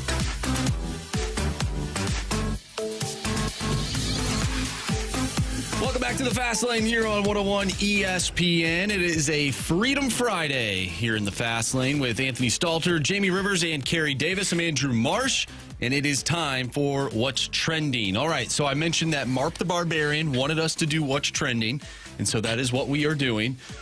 Mark texted in, let's talk about the Olympics, something Olympics related. Anthony, what are your thoughts? Here we go. Besides hockey, any event you are looking forward to. This is something that we sort of touched on the other day.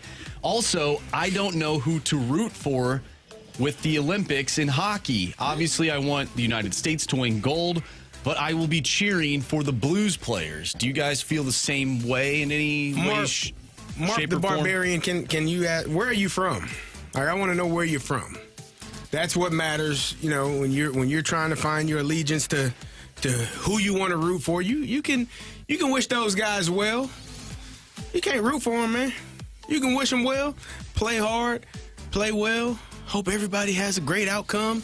Maybe even score a goal, stop all of them but one when you're playing the Blue. Whatever it is, you got to cheer for the U.S. of A. Unless you're a dual citizen like Mr. Rivers, then you just choose whichever one works best for you. This man, I was at his damn house, man. I was at his house, man, for the Four Nations, man. He lured me in. He's true and he is a Canadian. This man had the Speedo on under the damn outfit. He didn't show it. Didn't show anything. Didn't do anything until the game was. Where in the hell did that come from? Damn jacket looks like it could be a size or two bigger. It was fitted. Built for speed, Carey. Fitted. Mm-hmm. Really? So if they didn't win, you were going to keep it zipped up?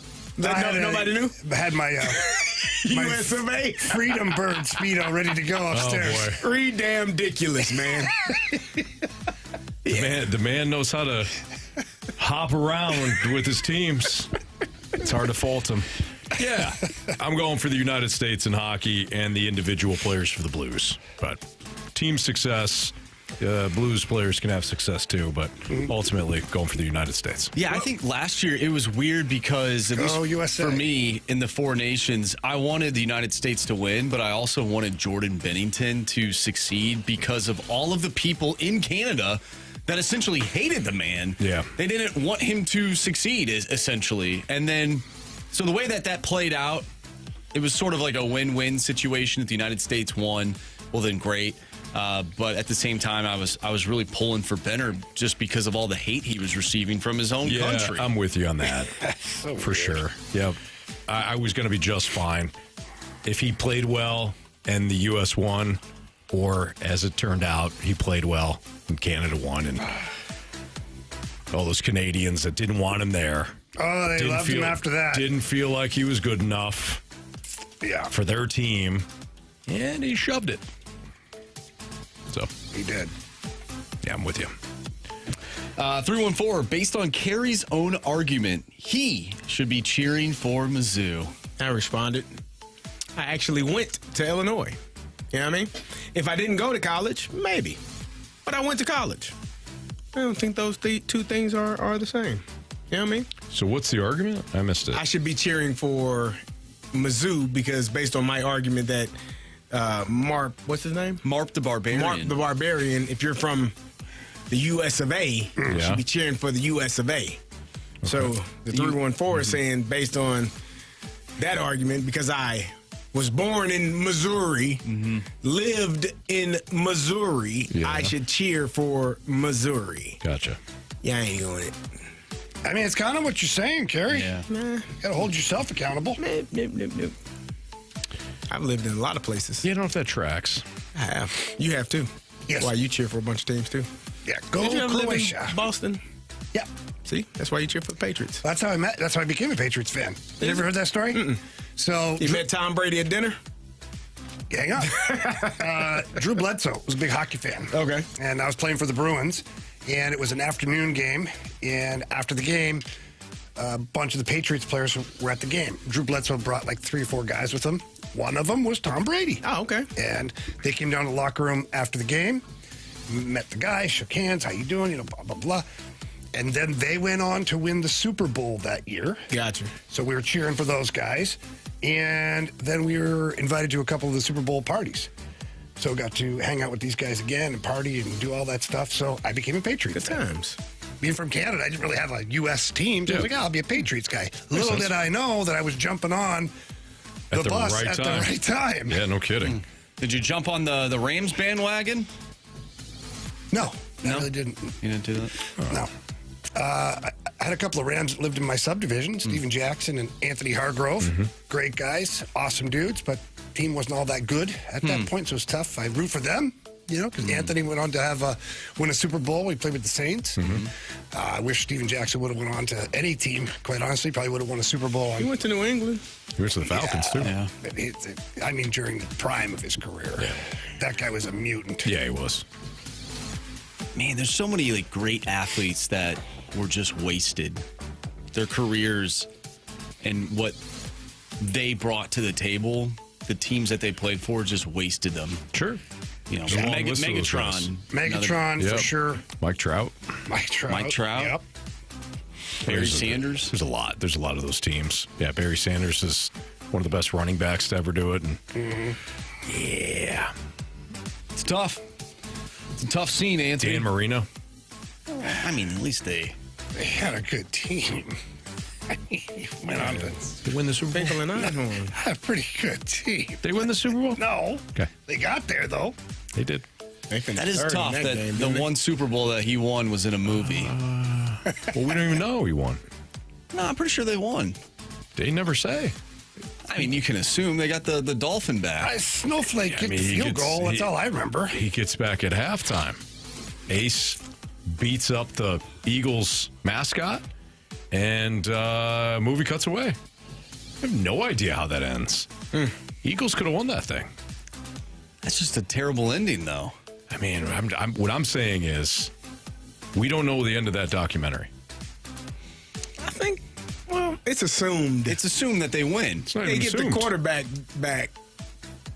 How do we know? How do we know they weren't down? They're missing their dolphin and they're missing their quarterback. How do we Yeah, know they but when weren't the down QB gets 27-0 at that point? Yeah, come on, man. How do we know it's not 33 Cobb at that point? I mean, we've seen teams come back before in the Super Bowl. We watch it. Yeah.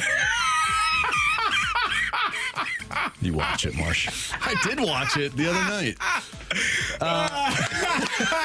Step right into that one, Anthony.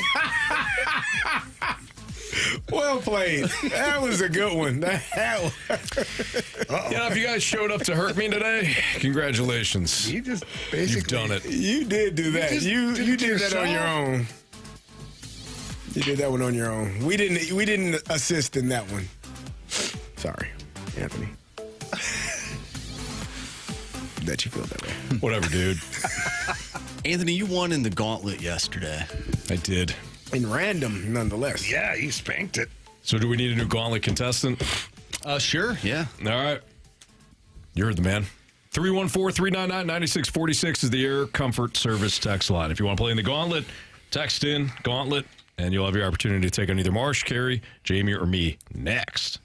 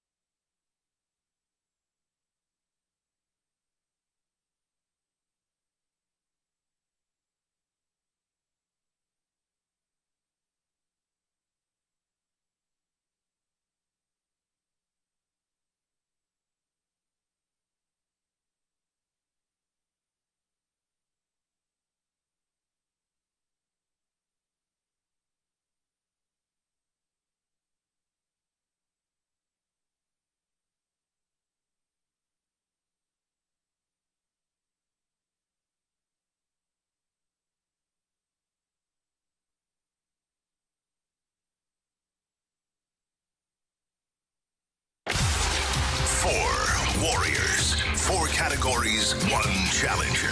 Can you survive the Gauntlet? Brought to you by Blue Note Roofing. Roofing, siding, and gutters. Visit BlueNoteRoofingSTL.com for a free inspection. All right, time for the Gauntlet here in the Fast Lane on 101 ESPN 4:02. Your time check brought to you by Clarkson Jewelers, an officially licensed Rolex jeweler, with Carey Davis, Andrew Marsh, and Jamie Rivers. I'm Anthony Stalter. We welcome in Jason. What's up, Jason? Oh, not much. How are you guys doing? Happy Friday. Happy Friday to you. Happy Freedom Friday. Jason, we appreciate you listening. Thank you for playing. Would you like to take on Marsh, Carey, Jamie, or me in round one of the Gauntlet? Well, I'll be honest. I always said I was going to take on Carey if I ever got on because I wanted to be part of the chant. However, I really didn't like how Jamie just said he became a Patriots fan when they cheated the Rams out of a Super Bowl. So we're going to go Jamie. Okay. Wow. Yeah, wow. I tell you what, Jason, I don't mind the anger. No, I don't mind it at all. It's welcomed here. And I got to rep my city, you know? Yeah, man. Yeah, good for you. Heck yeah. And all those false accusations of, filming practices and stuff. Anyways, good luck, Jason. Tell that Belichick's gold jacket he don't have. Oh. Hope I get hockey. All right, Jason, Jamie's officially in the cone of silence right now. Go ahead and tell Marsh to spin that wheel. Spin the wheel, Marsh. What category are you hoping for? No comment. I know how this goes. Okay, fair. You know, if you do think it, though, sometimes the wheel knows. So now that we're done spinning, what were you hoping for? Generally, I'm best at random, but anything but hockey because it's Jamie. All right, well, this all started because of Jamie mentioning the Patriots, right? Okay. And Jason had to get some retribution for what they did to the Rams. Sure. So it only makes sense that today's category is football. I love it. How do you feel about football? That worked. Big fan. Okay, well, you're going to get 4. Thank you, Marsh. 4 football-related questions here in the Gauntlet. Each one is worth 2 points. Yes, for the options, those questions become worth 1 point. Are you ready? I'm ready. Question 1. Before this season, the last time the Chiefs had a losing record was in 2012 when they went 2-14. Who was their coach at the time? So who's the Chiefs coach in 2012 when they went 2-14? 2012 Chiefs coach. I have an idea, but give me the options. Todd Haley, Steve Spagnuolo, or Romeo Crennel? That sounds like a Todd Haley job. We'll go him. Okay. Question number 2. Oh, final answer? Oh, yes, sir. Final answer. All right, question number 2. Before becoming a head coach, Brian Daboll was an offensive coordinator for 8 years. He was the OC for 4 different teams. Which team was his first OC job in 2009? Oh, no idea on that one. Options. Buffalo Bills, Kansas City Chiefs, Cleveland Browns. Since we got Chiefs questions on here and I have no idea, it only makes sense to go Chiefs. Chiefs, final answer. Question number 3. Where did Jackson Smith and Jigba play his college football? Another one. Options, please. Oklahoma, Ohio State, or Michigan?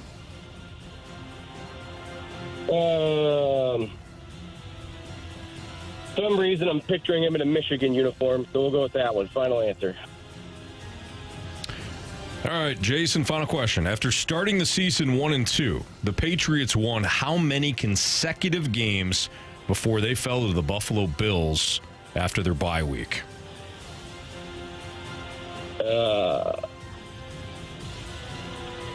I'm going to go 9. Final answer. I know they went on a run there, and I got a feeling I'm going to need to not take the options here, so let's go 9. Final answer. Okay.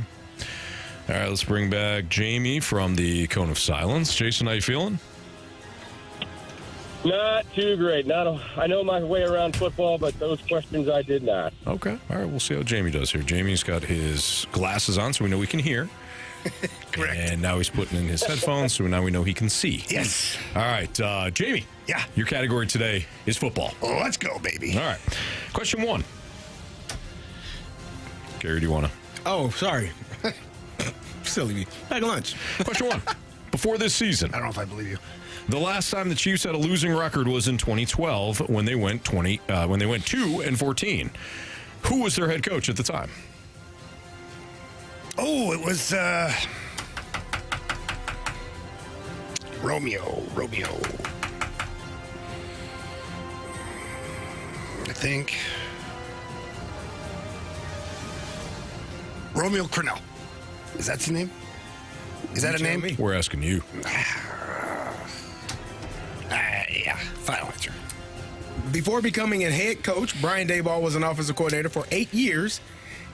He was the OC for 4 different teams. Which team was his first OC job in 2009?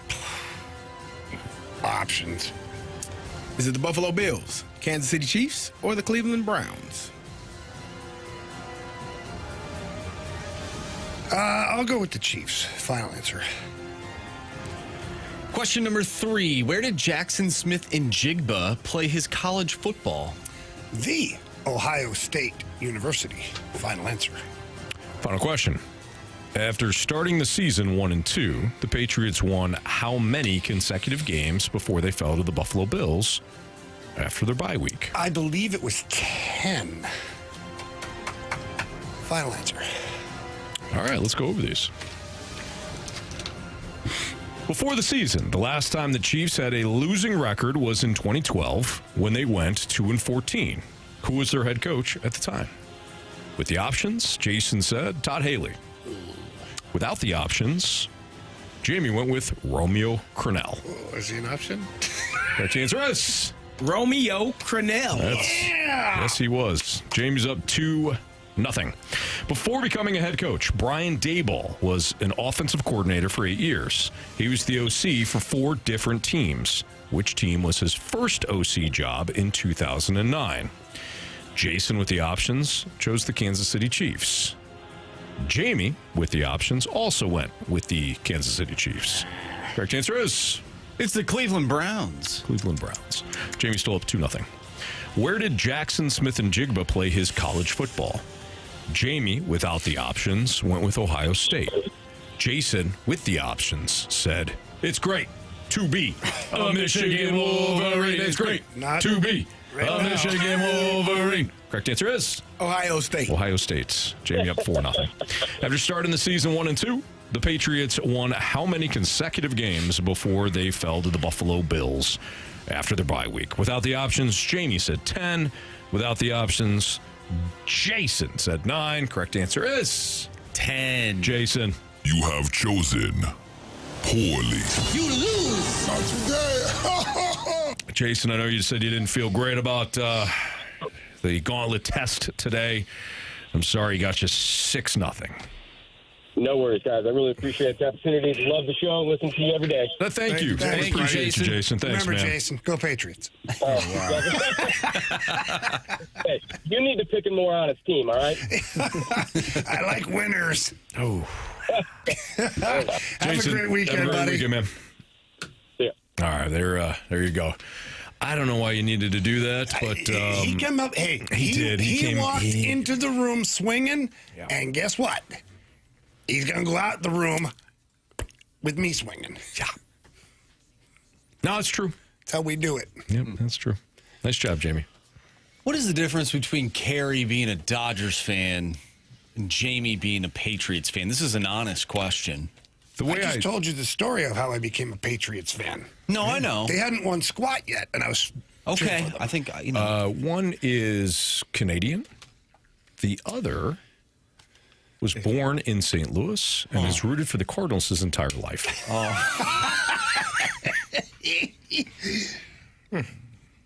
You know, I lived in L.A. for a year, fellas. Yeah. I gained a new appreciation for one Kobe Bean Bryant. He doesn't play for the Dodgers. Nope. Let me finish. What year did you live there? 2012. I was excited to That was watch the year of the Giant. that's what did it. The Giants were, rolling. And I was at a Dodgers game. I was like, man, it's a good team, man. They got a lot of guys here, man. Matt Kemp, you know what I mean? It was like, it's like my home away from home. And then at that moment, I said, you know what? This is bad. If I'm going to be in L.A., I might as well do what Los Angeles folks do. Be late? Show up late to Dodgers games and cheer my ass off. For those 4 innings. And beat traffic on the way out. 86 win team that year. 86. Finished in second. Yeah. To who? Oh, the Giants. Well, the Giants, of course. See? That was the... You thinking of the World Series? That was the Michael Morse off of, was it Cishek? Old Pat? Who threw him the slider? And Morse hit it? Wasn't it Pat Neshek? Yeah, Neshek. That's what it was. Didn't they have a Cishek and a Neshek? I don't know. Yeah. Either way. They had a Zepchinski. They did have a Mark Zepchinski with a C, not with a K. Yeah. No, so that's Marsh, just to clear that up. This guy, not from the country, can do what he wants. Okay. From a football team That's standpoint. part of the problem. Carey. He thinks he can do whatever he wants. Root for the Cardinals his entire life from the Lou. Yeah. And chose those crap Dodgers. Disgusting. Sweet voice James in the Snake Pit. Steve Cishek. Thank you. Steve Cishek. Yes. Pat Neshek. Pat Neshek. Steve Cishek. But I think Pat Neshek gave up the hanging slider to Morse, who hit it into the... Pat Sajak. Pat was the Sajak. host of Wheel of Fortune. Yes. It's all coming together, guys. Oh, my bad. I don't know why I started clapping there. No, that's all right. No, Yeah, that's all right. You got a lot going on over there. You're answering the Freedom Friday topics. Surge of emotion, Andrew. Yeah, absolutely. Hey, don't forget, we do have Jim Montgomery coming up at the bottom of the hour, 4:30. Coach Jim Montgomery will join us. We will have Freedom Friday topics for him if you want. Yeah. We just had a great text message that just came through, and Carey's giggling because he probably just read it. From a 618. Carey also lived in Pittsburgh, but I don't see him jumping on the Pirates bandwagon. I did enjoy watching the Penguins play. Went to watch. They were really damn good during my time in Pittsburgh. Yeah, they were. Stanley Cup champs. Yeah. Like, that was a good team. Now, I told you all, I could walk, I could drive, I could bicycle, I could do whatever I wanted to right there in front of PNC Park. There was never anyone there. Nobody going to watch that team, man. Yeah, they ain't never tried. That's not true, Carey. Were you rooting for him in, what was it, 2013? Nope. I was rooting for the Dodgers. Wild card that year. I was a Dodger fan by then. Were you? Yeah, I don't think so. Because I'm pretty sure the Cardinals played Pirates. I was cheering for the Cardinals. In, of course. 2013. Almost no hit. Of course. Oh, now you're a Cardinals fan. I'm always a Cardinal fan. 2013 Pirates. That was actually a good team. Because, you know, the hypocrisy of you two? What do you mean the hypocrisy? You what are you two, talking you about? and you. You cheer for, you are a Kansas City Chief fan. When? You love them. Don't matter when. When? Stop. It doesn't matter. Your ass pick and choose whichever team's winning is the team I'm rooting for. That's what you do. I've always told you I respectfully jump off the bandwagon. How's that true? My one team finished last in their division this year. Still love them. Nah. Still love them. Nah. I was still cheering for the Bucks as well this year. I want all of my children to be successful, Carey. So why does this guy get multiple teams, but nobody says anything? Because I'm honest and upfront about it. I'm honest too. You root for the Dodgers all year long. I don't root for the Chiefs all year long. They're my playoff team. If you notice, I haven't picked up another team because my playoff team didn't make it this year. That's a good point, Anthony. At least he's consistent. You know how miserable I am being a Falcon fan. You know it. That's your fault. You bring it up all the time. You brought it up earlier, the whole 28-3 thing. Marsh is texting me play-by-play, watching the Super Bowl. That was vicious, by the way. You know what I mean? I was just trying to get an inside look. Oh, yeah. I was. Hey, man. You guys are, you want to watch a team that wins and has success? You do. You do, too. But I can't. Marshy is still young. He doesn't give a damn yet. He's going to watch those Vikings every year. Yeah, big day to be a Viking fan, I'll tell you that. Just fired their GM. Good. Mad because Sam Darnold didn't want to re-sign there. You think that's what it was? I'm not mad. The owners like, you, come into my office. Let's go. You see what he's doing? You're fired. Why? You see what Sam Darnold's doing? Yeah. He's made like 3 good draft picks in 4 years. Oh, One of man. them's a kicker. Hey, Will Reichert's very good. He is. He's excellent. Did he draft Justin Jefferson? Nope. Oh, well. That was Rick Spielman. Shouldn't have fired that guy then. He did draft Jordan Addison, There you go. who was constantly getting suspended. Yeah, he's got some issues. They're probably going to trade him at some point. He's working on it. Hey, you got Dallas Turner. Yeah, you do. Yeah. Yeah. Anybody else? He did a couple of things fine. this year, you know? Yeah. Now, things are looking up. All right, it's Fastlane on 101 ESPN. What topic do you want to talk about next? Up to you. Freedom Friday continues here on 101 ESPN.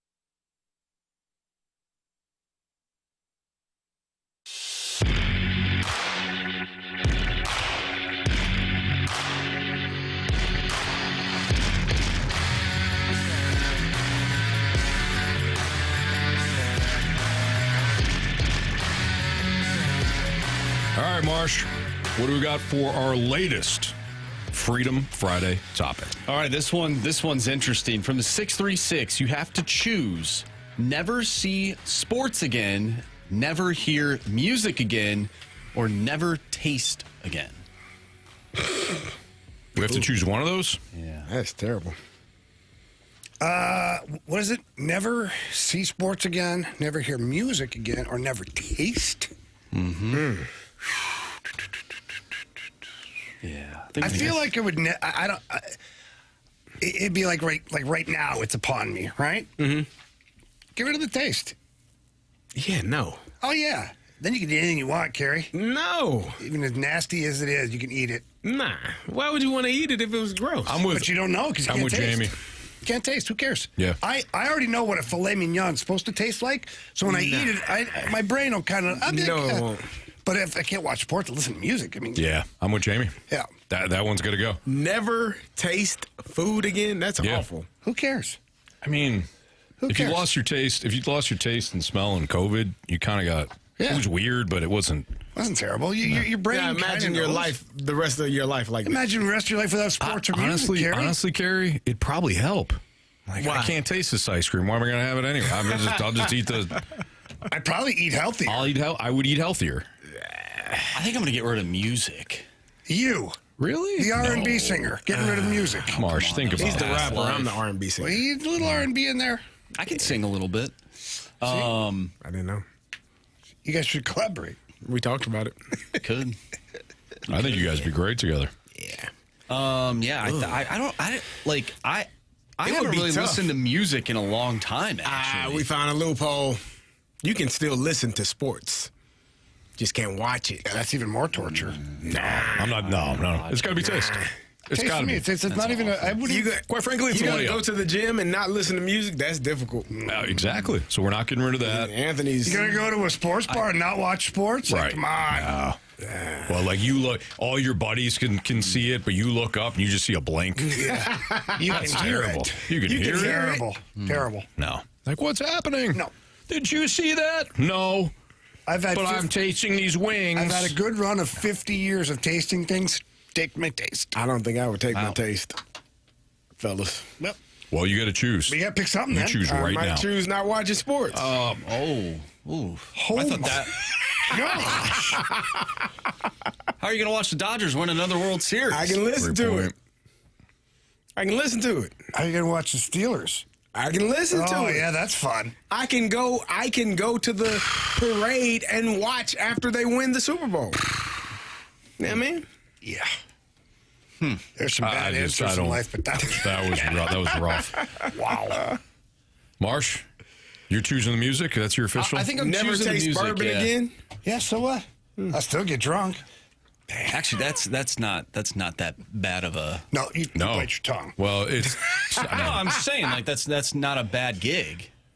You know, No taste it's buds. like drinking water and Jamie. buzzed. I drink water every day. There's no flavor in water. That's what I'm saying, but you don't get buzzed off water. I'm saying it wouldn't be a bad thing if you just That's right, drink really water bad and all of a thing. sudden you're buzzed.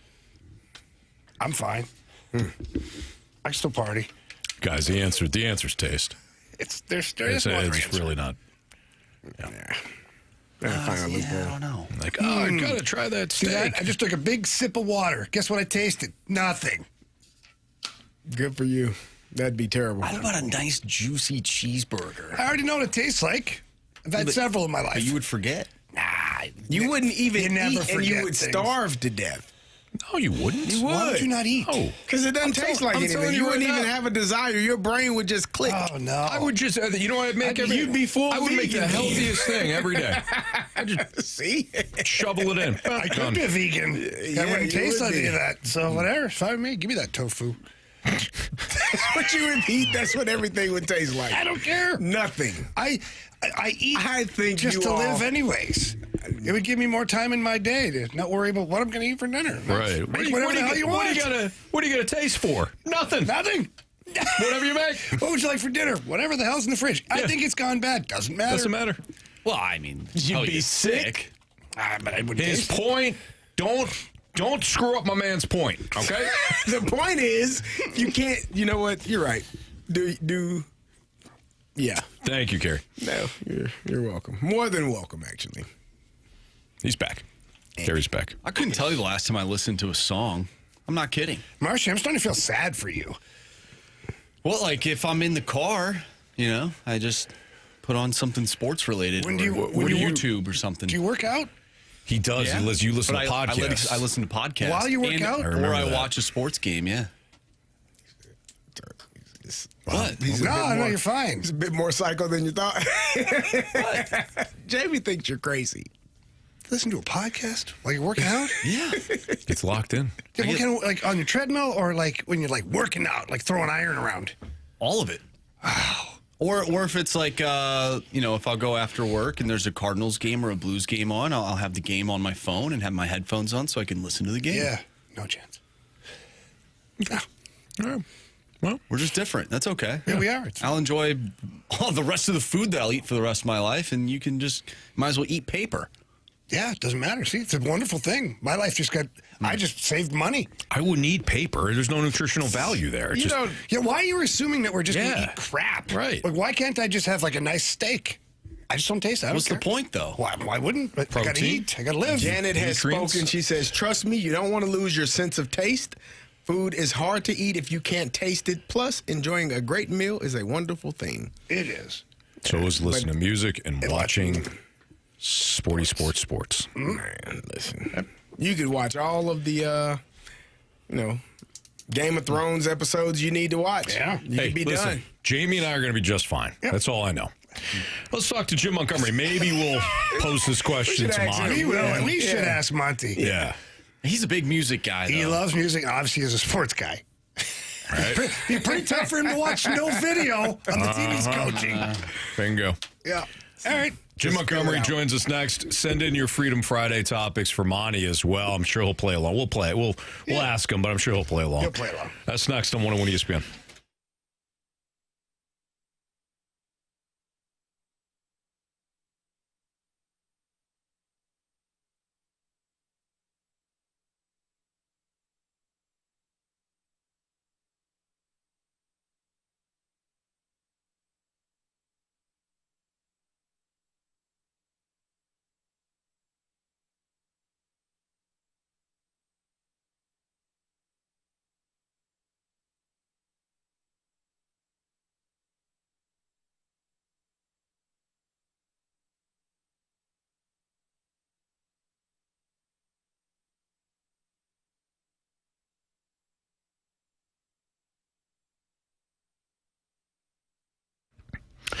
New year, new Zen with my pals at Mosby Building Arts. Good vibes only in 2026.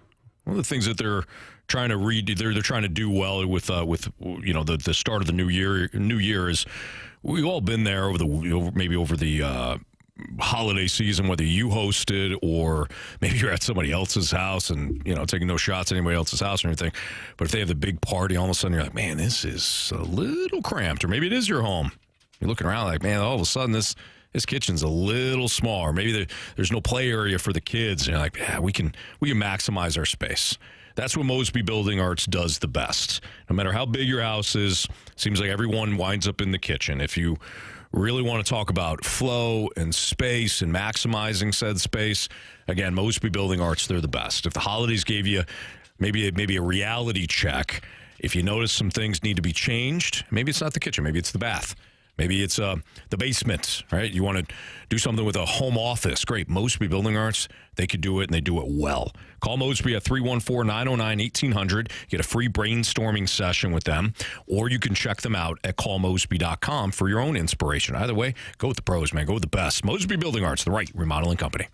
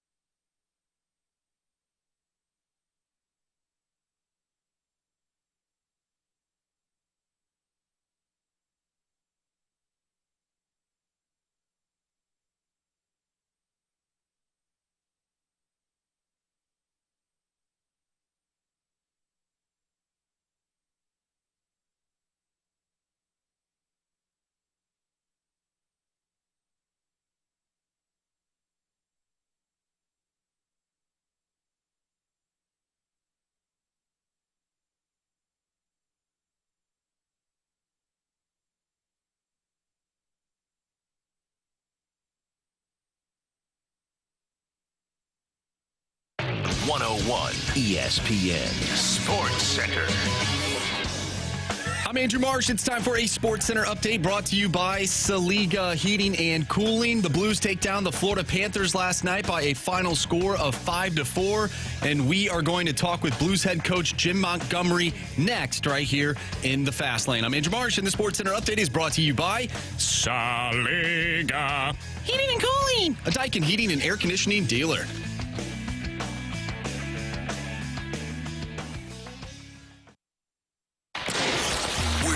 Puck with the head coach of your St. Louis Blues, Jim Montgomery. Coach Monty is presented by Fisher Window and Doors Store, offering quality American-made Marvin windows and doors. Visit their showrooms in Brentwood and East Alton, Illinois. Fast Lane on 101 ESPN. Freedom Friday. Andrew Marsh, Carey Davis, Jamie Rivers, Anthony Stalter. Let's head to the Calgary and Thompson phone line. We're joined by our guy, head coach of your St. Louis Blues, Jim Montgomery. Coach, how are you?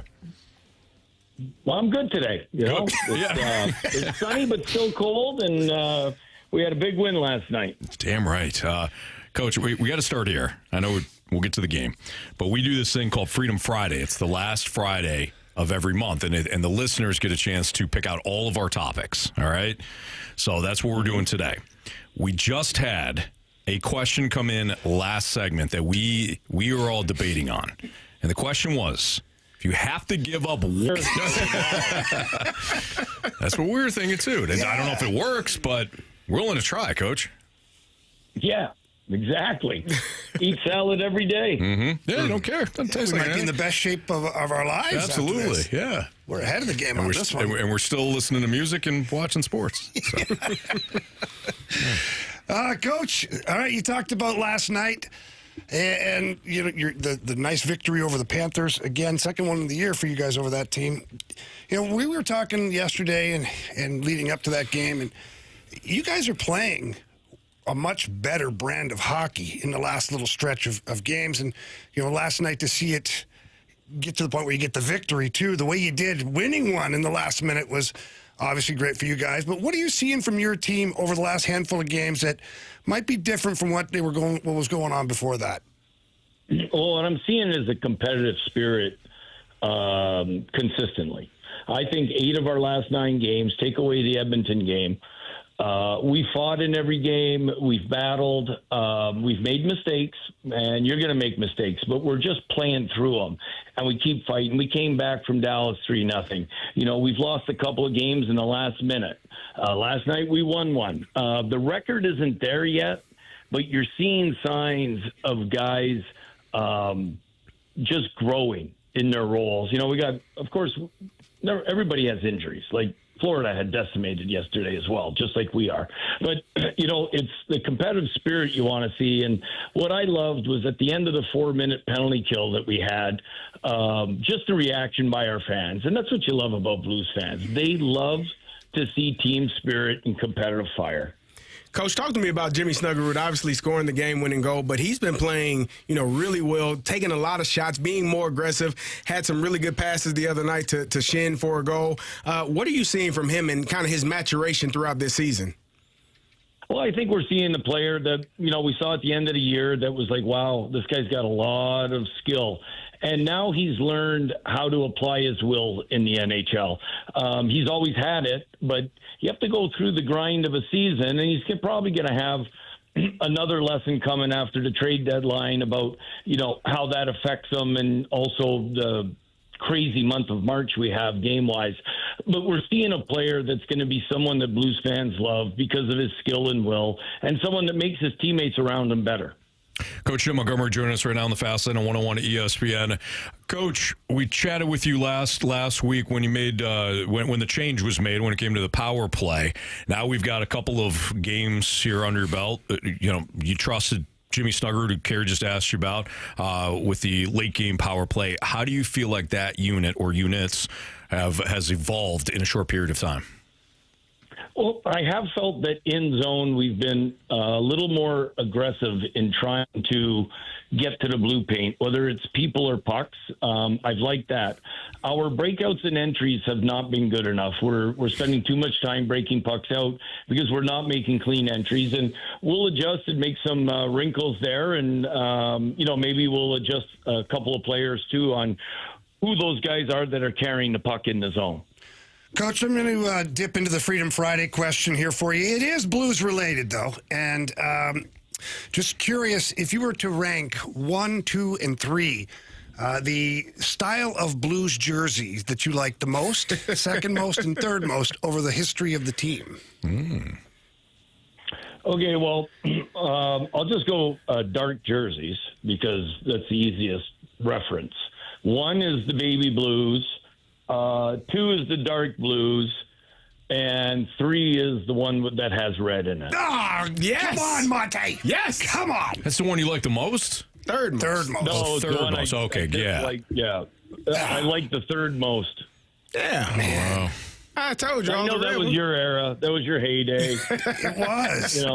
It's just, I don't know. It was something, when I got drafted, it was the same jersey that you wore when you were here with the Blues. Yes. That one there. And Correct. then it evolved to the one with the red on it, and nobody really liked wearing that jersey. Like, the white ones were fine because you had the blue on there, but the red was like kind of weird. And then when we went to the next version of jersey, which was kind of like the ones they had last year, man, guys were pumped up. It's a good look. It's a good look. It's okay, Monty. You did 2 out of 3 ain't bad. That's what Meatloaf said. Coach, I want to. Last night, obviously, you mentioned it. You got the goal there in the final few seconds. You had given up a couple of goals with a minute left. How did that feel? You all were so close it felt like 4 games in a row where you were just kind of plugging away, but were unable to get the W. And last night, to finish it in that manner, like, how did that feel for not just you and your coaching staff, but for the players as well? Well, for the whole team, like, you could just feel like there was a different feel last night. And again, I go back to, it was a real high energy, high emotion game with all the penalties and the swings, the 5-on-3s, the 4-on-3s, 3-on-3 in the middle of the second. So everybody was just engaged, and it felt like we were in the moment where the games that we lost, the 2 games against Dallas, it felt like on the bench, like we knew we were playing well, but we were waiting for something bad to happen. And it's just, you got to be hunting when you're out there trying to win hockey games. Like, you've got to be hunting in any sport. You don't wait for things to happen. You'll make them happen. Coach, Joel Hofer last night, another strong game from him, but he gets involved there with Matthew Tkachuk. Did you think you're going to see a goalie fight at one point? No, I didn't think it was going to be anywhere close to a goalie fight, just because, it was towards the end of the game, and Florida does a really good job of disrupting a team's staying in the moment and being disciplined, because they rile you up. They get you off your game right at the end of whistles, and they do a great job of being disciplined themselves, something that, we can learn from and emulate.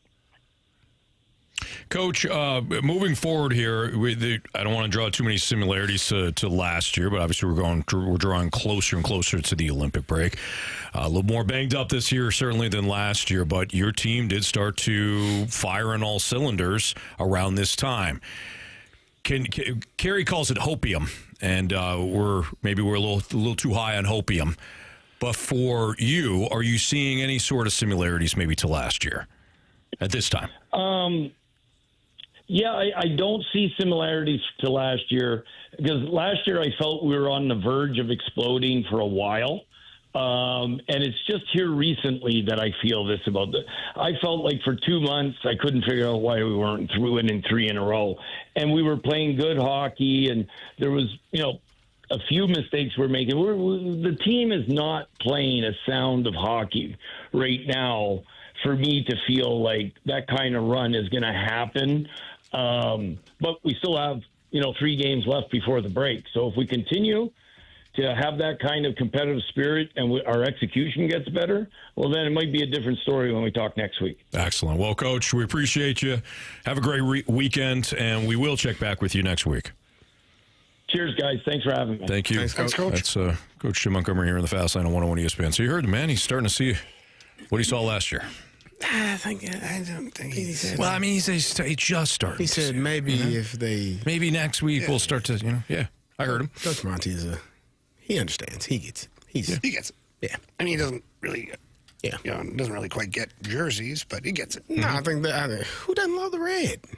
Jamie. I don't. Most of us. Come on, man. Jamie and most of us. You guys don't know ball. All right. It's Fast Lane on 101 ESPN. Looking at the topic 618 sheet. brings up, what if you couldn't taste the poison? What if someone poisoned you, Anthony? Okay, Like I wasn't the tasting poison. I wasn't Lannisters. tasting Like the poison Lannisters, anyways. right? If so, hey, listen. let's not spoil if somebody anything. wants to poison me, I'm done. Watch it. Yeah. I got no chance. You put the poison in my milkshake, I'm drinking it anyways. Like, I Yeah. don't understand. There's many There's ways. poison. I'm going to drink that now. Right. Well, can you actually taste poison? Well, That's what I'm saying. That's what I'm saying. I don't know, Marcy. Why don't you After try you it? That's what I'm it's saying. Whoa! Dang. Yeah. Wow. What the By the time you realize it's poison, it's too late. Yeah, it's too late. You know? So Wow. You know what's wild though? They had people back in the day that would drink certain drinks to make sure that there wasn't poison. You know, that's a bad job. That's a That's terrible, a terrible job. That's worse than the Get Back guy. Yeah, that's Way way worse. worse. Way worse than they do. How do you know it's poison? Yeah, well, Yeah, Bobby there. good thing I is, didn't drink that. Let me know. Joe Vitale will join us at the top of the hour. Talk a little more Blues hockey with Joe Vitale. But we have another Freedom Friday topic coming up next on 101 ESPN.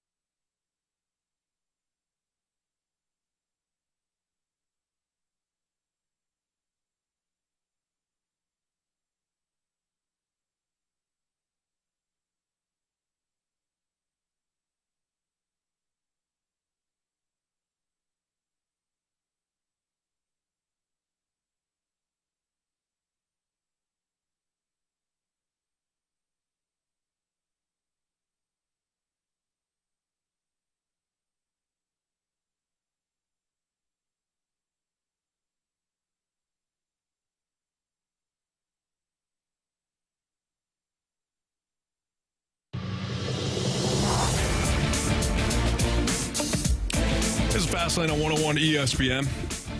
It's Freedom Friday. It's where you have a chance to select all of our topics. So, Marsh, what do we got now? We get a text from the 636. When are you guys playing Bet the Board? And has Anthony finally given up? Oh, wow. Dang. No, I never give up. No, why would you give up? I'm way too stubborn for that. Seriously. You guys ready for Bet the Board? Let's go, baby. Right now.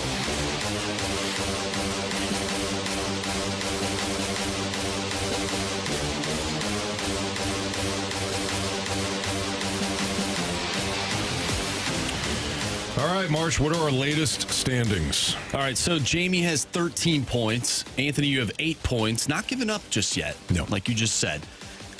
Carey, he lost. He was on a run there, though, fading Jamie. He was. He was on quite the run, but he lost. He has 9 points, and I have 10 points. I actually kind of climbed my way back into these standings. Nice job there, Marsh. That we used our parlays already. We did.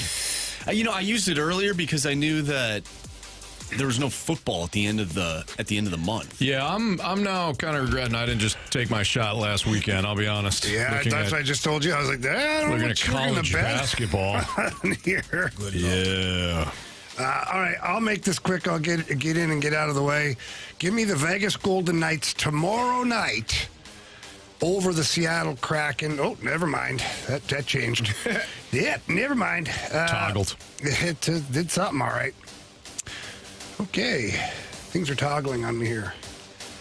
Give me the Ottawa Senators tomorrow night on the money line, minus 142 over the New Jersey Devils. Well, I guess I'm up next, technically. I have no idea who to go with.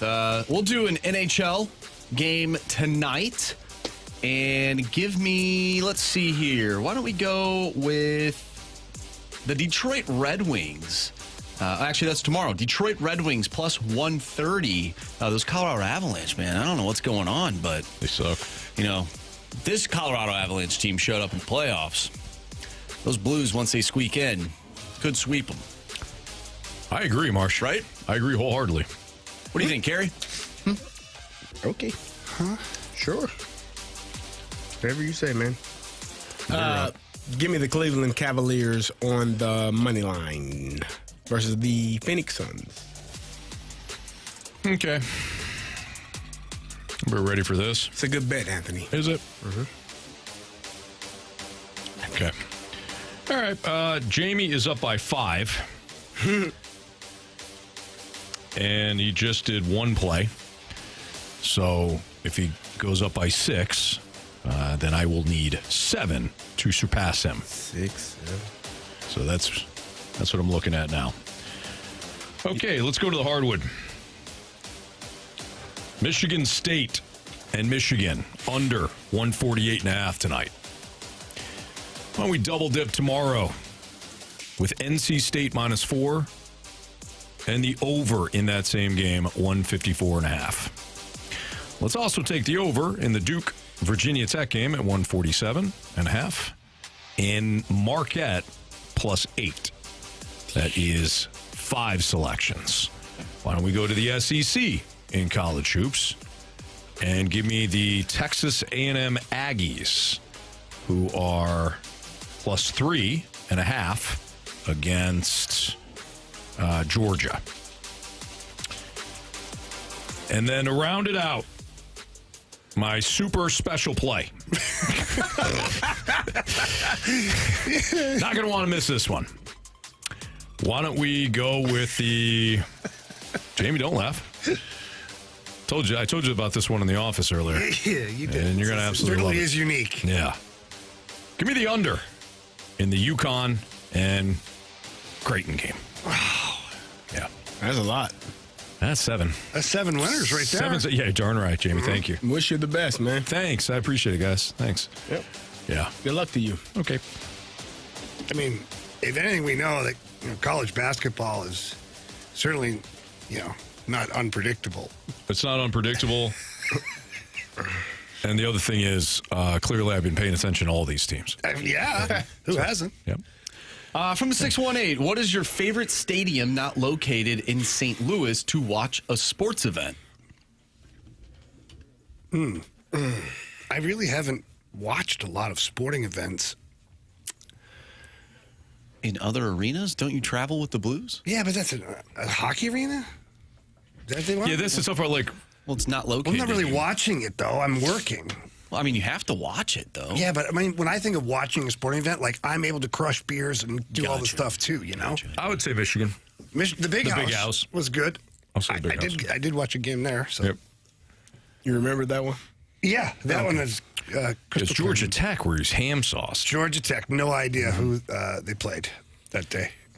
It was fun, though. I went to a Notre Dame game at Notre Dame. That was really, yeah. really nice. Played really Navy. Awesome. Navy came storming back. Did they? Alan Rossum had to make a tackle at like the 5-yard line to preserve the win. What year was for that? Notre Dame? 98. Oh, yeah. I was going to say my Alan was in high Rossum, school. but that was, he's not mine. He was my teammate. In Atlanta, yeah. Awesome Rossum. He had a punt return for a touchdown in that infamous Falcons-Rams divisional game. Not infamous. It was famous. For the Falcons, that's for sure. You damn bet. You better believe it. And this one kind of hurts because it's Chicago-based, but I do enjoy going to Wrigley Field. Wrigley's cool. When the Cardinals play the Cubs, great environment, crush some beers. Blues played the Blackhawks last year at the Winter Classic. Very cold night. Very wet, too. Very fun, though. Very fun time. Oracle Park in San Francisco is sweet, too. I've been there. That is nice. It's cool. Fenway Park was really pretty cool. It's cold. It was freezing. Yeah. And it was like July or August. Like, it was cold. You guys ever been to Fenway? I've been outside of it. I have not been in for a game. Fenway's pretty cool. I was blown away when I went to watch a game there. It's so small. Yeah. It's small. Like, you think of Fenway Park and the green monster on TV. You're like, wow, you walk in, what the heck? It's like, who shrunk it? It's so tiny. It is. Yeah. It's cool, though. It's nostalgic. I'm trying to think. I was at You ever go to Yankee Stadium? Yeah, the old one. Yeah. I've been to the old Yankee Stadium. I saw Yankees Red Sox There you there. go. That's cool. Yep. I think. Yeah, that was neat. It was real old. Like that stadium. Oh, yeah. That talked to you. It's cool, though. Like, I remember, like, if we're talking hockey, but I didn't watch a sporting event there, but I played in the Boston Garden, the Chicago Stadium. Like, those are cool venues Yeah, to it's got to play be neat. at. Sure. Yeah. How about Faroe Field, Anthony? You like that place? I do. Yep. Okay. I saw Steve Spurrier's final game there. Nice. Or final game period, I think. Because I think he retired right after that. Debo Samuel. That's cool. Played for the Gamecocks. Mizzou won. Nice. Carey, seems like you don't like Faroe Field. I've been there plenty of times. I've been to Memorial Stadium. Champaign, Illinois. I saw It's great to be a Michigan Wolverine there. Shambana. I think Juice Williams was starting. Yeah. Good times. Michigan won. I do have actually my favorite place where I went to college, the Ralph Engelstad Arena in North Dakota. Yeah, that's a cool Awesome arena. Nice. At least for college hockey, like it's one of the best, if not the best. Somebody on here asked me about MSG for hockey. Yes. MSG. Yeah, that's awesome. It's awesome. You Yeah. walk in there, man, and it's cool. You look up, you see, the ceiling, the way it is. Yeah. It's cool. I went to a hockey game there and a Canelo fight. Oh, really? nice. Yeah, it was That'd be really cool. Yep. At some point, we're going to drive up to Mount Pleasant, Michigan. I'm going to buy you guys a ticket to a Central Michigan game. Nice. Central And I'm going to Western treat you weekend. guys to Bennigan's. If it's still there. Pulling out If it's still there. all the stops. Yep. If not, we'll find our new version of Bennigan's. Oh, yeah. They got a You can Longhouse. buy that. They got a Longhorn Steakhouse, too. I don't mind that. Longhorn Steakhouse, I'll tell you this. Texas Roadhouse and Longhorn Steakhouse. Oh, maybe it's a Texas Roadhouse. The roll. That's what it is. When you play in the minors Yeah. and you roll into a city That's and you gold. see a Texas Roadhouse, you're like, yes! Yes. It might as well be Ruth Chris. You're like, yes! That place is awesome. They have the buttered rolls. Yeah, oh, that's so good. Rolls are like The draft beer's freezing cold. Yep. Oh, so good. Yeah. All right. Hey, if that's what Jamie, if that's what you want, when we go to Mountie Go, P, baby. I'll tell you it's to a Texas Roadhouse? Texas Roadhouse Let's for go. sure. Yep. All right. We got Joe Vitale that's going to join us next. Talk a little Blues hockey here on 101 ESPN.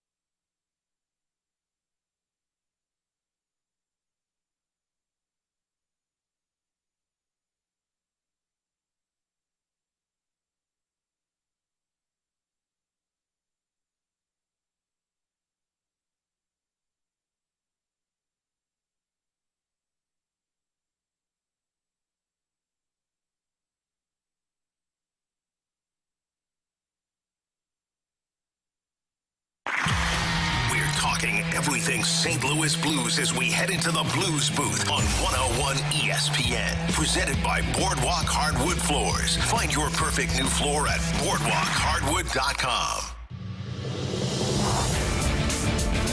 5:04, your time check is brought to you by Clarkson Jewelers, an officially licensed Rolex jeweler, with Andrew Marsh, Carey Davis, and Jamie Rivers. I'm Anthony Stalter. Let's head to the Collier and Thompson phone line. We're joined by our guy, Joe Vitale, who's going to be on the Blue Jackets call tomorrow. What's up, Joe? Hey, boys. How we doing? Doing great, especially after last night's win. Joe, was last night kind of finally that moment where it's like a team that has had a very good process finally saw the results? Yeah, I think so. It was just one of those great games where it just had a little bit of everything, and, the Blues get down early in that game, and it was a great response on the neighbor's goal, and it just kind of continued that trend throughout the whole game where it really was back and forth. There was some really great, physical moments in the game, whether it be the tussle with Hofer and Matt Tkachuk late, or the Greer and Tyler Tucker fight. Had the goals, had the fights, had the hits. There was certainly a lot of chirping going on around the ice there as well. So two very emotional teams, especially for late January as we're getting closer to the Olympic break. You don't see that all that often. But I thought it was a great game and certainly a lot of fun for the crowd. Joey, what are we seeing from Snuggie here recently? Because I feel like he's elevating his game. Well, Jamie, he's shooting the puck a ton more. I think that, big picture, you look at the season for him. He comes in this year, and obviously it's the first full season of the National Hockey League, and it is just such an adjustment from college. It's a lot more games, more pressure, more cameras, more coaches. And, for a young kid, it takes a little bit of time, and then, of course, he gets injured. He blocks a shot against the Vegas Golden Knights in their first meeting. He tries to play through it, goes a couple weeks. I think the coaches and Doug Armstrong recognized that his game was falling off a little bit, wasn't shooting as much because of the injury. And you know what? They make a tough decision where they decide to shut him down. And he gets the required surgery. I think they were hoping maybe push that off until the offseason. But based off of the play, they decided to slow things down, get the surgery. He misses a few weeks in the mix there, and then he comes back. And it was a great decision for him personally, I think, because now he's shooting the puck. He's averaging over 3 shots per game over the last 11. So to me, he's using his gift, and I love the fact that he's sticking with it, even though he hasn't found the back of the net all that often throughout these last 11 games, especially when he's got so many attempts. But just the persistence and the consistency of understanding that this is what separates me, and I think all players, it's not selfishness, it's not the ego, it's really just what gifts do I bring to the game, because there's a whole level below them in the American League of players that are trying to steal jobs. And there's the East Coast League guys trying to steal jobs. There's guys in Europe, they would love to have a dream and play in the National Hockey League. There's so many guys that want your job. So as a player, you can't just be vanilla. You have to, do your job, but you have to recognize what are the 2 or 3 things that I do better than anyone in the world and why they want to keep me here, and like for Tyler Tucker, last night he fights Greer. That's a part of what he does, and if Tyler Tucker, if he removes fighting from his game, he's replaceable. Let's just be honest. Jimmy Snuggerud, if he doesn't shoot the puck, he's replaceable. You know what I mean? Jake Neighbors, if he's not mucking it up and getting to the front of the net, he could be replaceable. So everyone has a couple very important things they do. And for Jimmy, he's seeing that his best gift is his weapon is his shot. And you're starting to see it more. And you're hoping that goal late last night with under 10 seconds to go, you're hoping that even gives him more confidence to shoot the puck. And because certainly that was one of the biggest goals of his young career. And Joey, we were talking to Monty earlier, and I asked him about kind of the vibe of winning that game in that manner after having lost, multiple games with a minute left on the clock and just not finishing games. What was the mindset for you when you were watching that team after that shot was made? How did you think that they responded in this entire game yesterday? Like you said, you come off of back-to-back games against the Dallas Stars, one in Dallas and one at home. In almost Groundhog Day fashion, where right around that minute mark, they surrender the tie and they give up the lead, and they lose both those games in regulation. One from Harley here at home, and then the other one from Jason Robertson there in Dallas. So those are tough ones to swallow. And I think that, to be real, I don't think any players will admit this, and certainly maybe the coaches would or would not. I think that you're still feeling a little bit of the effects of last year in the playoffs of, surrendering the lead. They had a 2-goal lead late in Game 7. And this wasn't a Game 7 problem. The diehard fans and you guys, you follow the team, you remember the 6-on-5 again. It burned them all year long. I mean, they really could not find a consistent way to close out games. And now you're seeing that a little bit earlier in this year. Having trouble closing out games up to a couple weeks ago versus Stars. So that one felt good. I mean, that one, you're hoping that sparks something. A lot of belief, and the bench was obviously going crazy last night and in the fashion of the game that it was. And like I said, it's late January. You got a few more games left before the Olympic break. This is kind of where I think a lot of teams kind of trail off, kind of fall off. This is the grind of the year. And right now, it seems like for a lot of reasons, this Blues team is more and more so on the upswing. You remember last year was the Four Nations tournament break where the Blues came back and were the best team in that second half. Is that going to happen again? I don't know.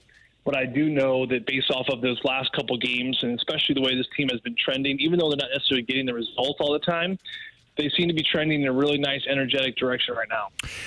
Is that going to happen again? Absolutely, Joe. And we're banking on it. I'm with you. Yeah. Joe Vitale joining us right now on the Fast Lane on 101 ESPN. So, Joe, it's Freedom Friday here in the Fast Lane, which means the listeners get a chance to pick the topics. Okay, we do this last Friday of every month. One of the questions that we got caused a little division among us in the group. Now, we asked Jim Montgomery his response. I'll wait until you give us yours. But one of the listeners asked us, if we had to get rid of one thing the rest of our lives, would it be listening to music, watching sports, or the ability to taste? Holy cow. Geez, I feel horrible. This is a sports show, but I'd have to give up watching sports. I'm sorry, no, see, I think that was the wrong answer. Yeah, and, Joey, you and I understand one another. Carey, that's never good. I don't get it. I said, Joey, you can listen to sports. There's a loophole. Right. That's right. You better be listening to sports, especially because you guys are on a radio show. Decent recovery. I mean, the taste, anyone who gives up the taste, I mean, we can no longer be friends. I don't know how anyone can. Man. Taste was first to go, Joey. Joey, it's these two Get and that Monty. taste out of here. They don't want to taste anything for the rest of their lives. They're crazy. Jamie and I said taste. Monty, he's easy. Taste. Yeah. Oh, forget about. I mean, Carey, these guys have never had Permane brothers. Never. Oh, I have. I've had that. I know what it tastes like. I can remember. So when I eat it next time, I just remember how it used to taste. Oh, you guys clearly haven't had enough good food in your life. That's fair. Or we've had plenty. Yeah. Nah. That one blows my mind. No, I'm kind of speechless. No, music. I have to listen to music. I mean, I have to, but to me, it's really music or sports. And like I said, you can listen to sports, there you go. and you can't see music. You can only use one device, obviously, for that. So I love it. I love sports. Listen, I love it, but I love cheesecake and pasta more. I don't know the better. Thank you. Yeah. You guys going to give up taste and never taste food again? Yeah. That's crazy. It's the right answer. That's absolutely the right answer. This is what I deal with, Joey. How much time have you got? This is what I deal with every day. These two. They're animals. God, Carey, God bless you, Carey. I don't know how you do this every day. They better be paying you well to be working alongside two men who would want to give up their taste buds over watching sports the rest of their life. Man. I mean, it was a no-brainer. I didn't even think about it. I'd have to watch to have a job, You really. can listen. Man. All right, Joe. Do we have any other Freedom Friday topics for our guy, Joey? Joey, I did have a question about the jerseys. Jamie hates the red in the jerseys. I feel like the nostalgia of the 90s just gets me going. What are your thoughts on the red jerseys, the red version of the jerseys? I don't like it now. Yeah, I don't know. I like red. I think I see red. I think blood. I don't know. I got memories of those jerseys because I was in sixth grade. Oh boy, now I feel good. Not to make you feel too old, Jamie. Yeah, but, no, it's great. in sixth grade when Wayne Gretzky got traded here, and I still see him and Brett Hull there on the poster board. And there you go. And of course, all my friends at St. Justin of Martyr, we went gaga over them. So I got good vibes, good feelings of them. They certainly brought back some really good memories last night. I hope for the most part fans appreciated them last night, especially with games like that. But I know some people are split on. I've never really seen a jersey, Jamie, I'm not you or you guys, I've never seen a jersey in the league that has more lovers and divided haters than these jerseys. I mean, usually it's a small class of haters and a huge class of lovers, or vice versa. But I've never seen such a split. And this is all NHL throwback jerseys across the board. Like, you look at the Nordique jerseys, the way with Avalanche wearing, there's just a huge class of lovers, right? And every now and then you may have a sprinkle of haters. Or there's a huge class of just like those Tampa Bay black and charcoal gray ones. Some people just despise them. The majority of people just despise them. And then you got people that love them.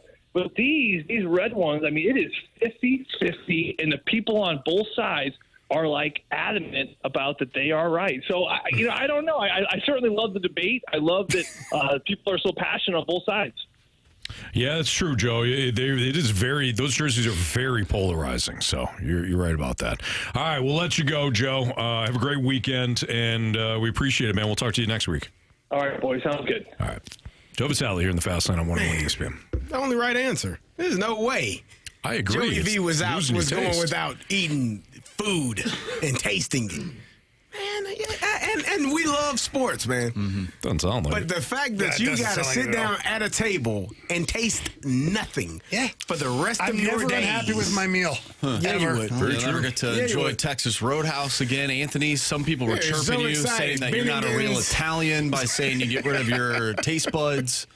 Come on. Has nothing to do with being Italian. No.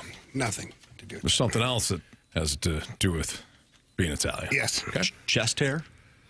Moving your hands while you speak. Oh. True. Yeah. All right. Shameful. No, it's not. Okay. All right. Biggest question. You know what? Just you're not going to piss me off on a Freedom Friday. Okay. That's just, I'm not going to lie. Biggest question of the day next on 101 ESPN.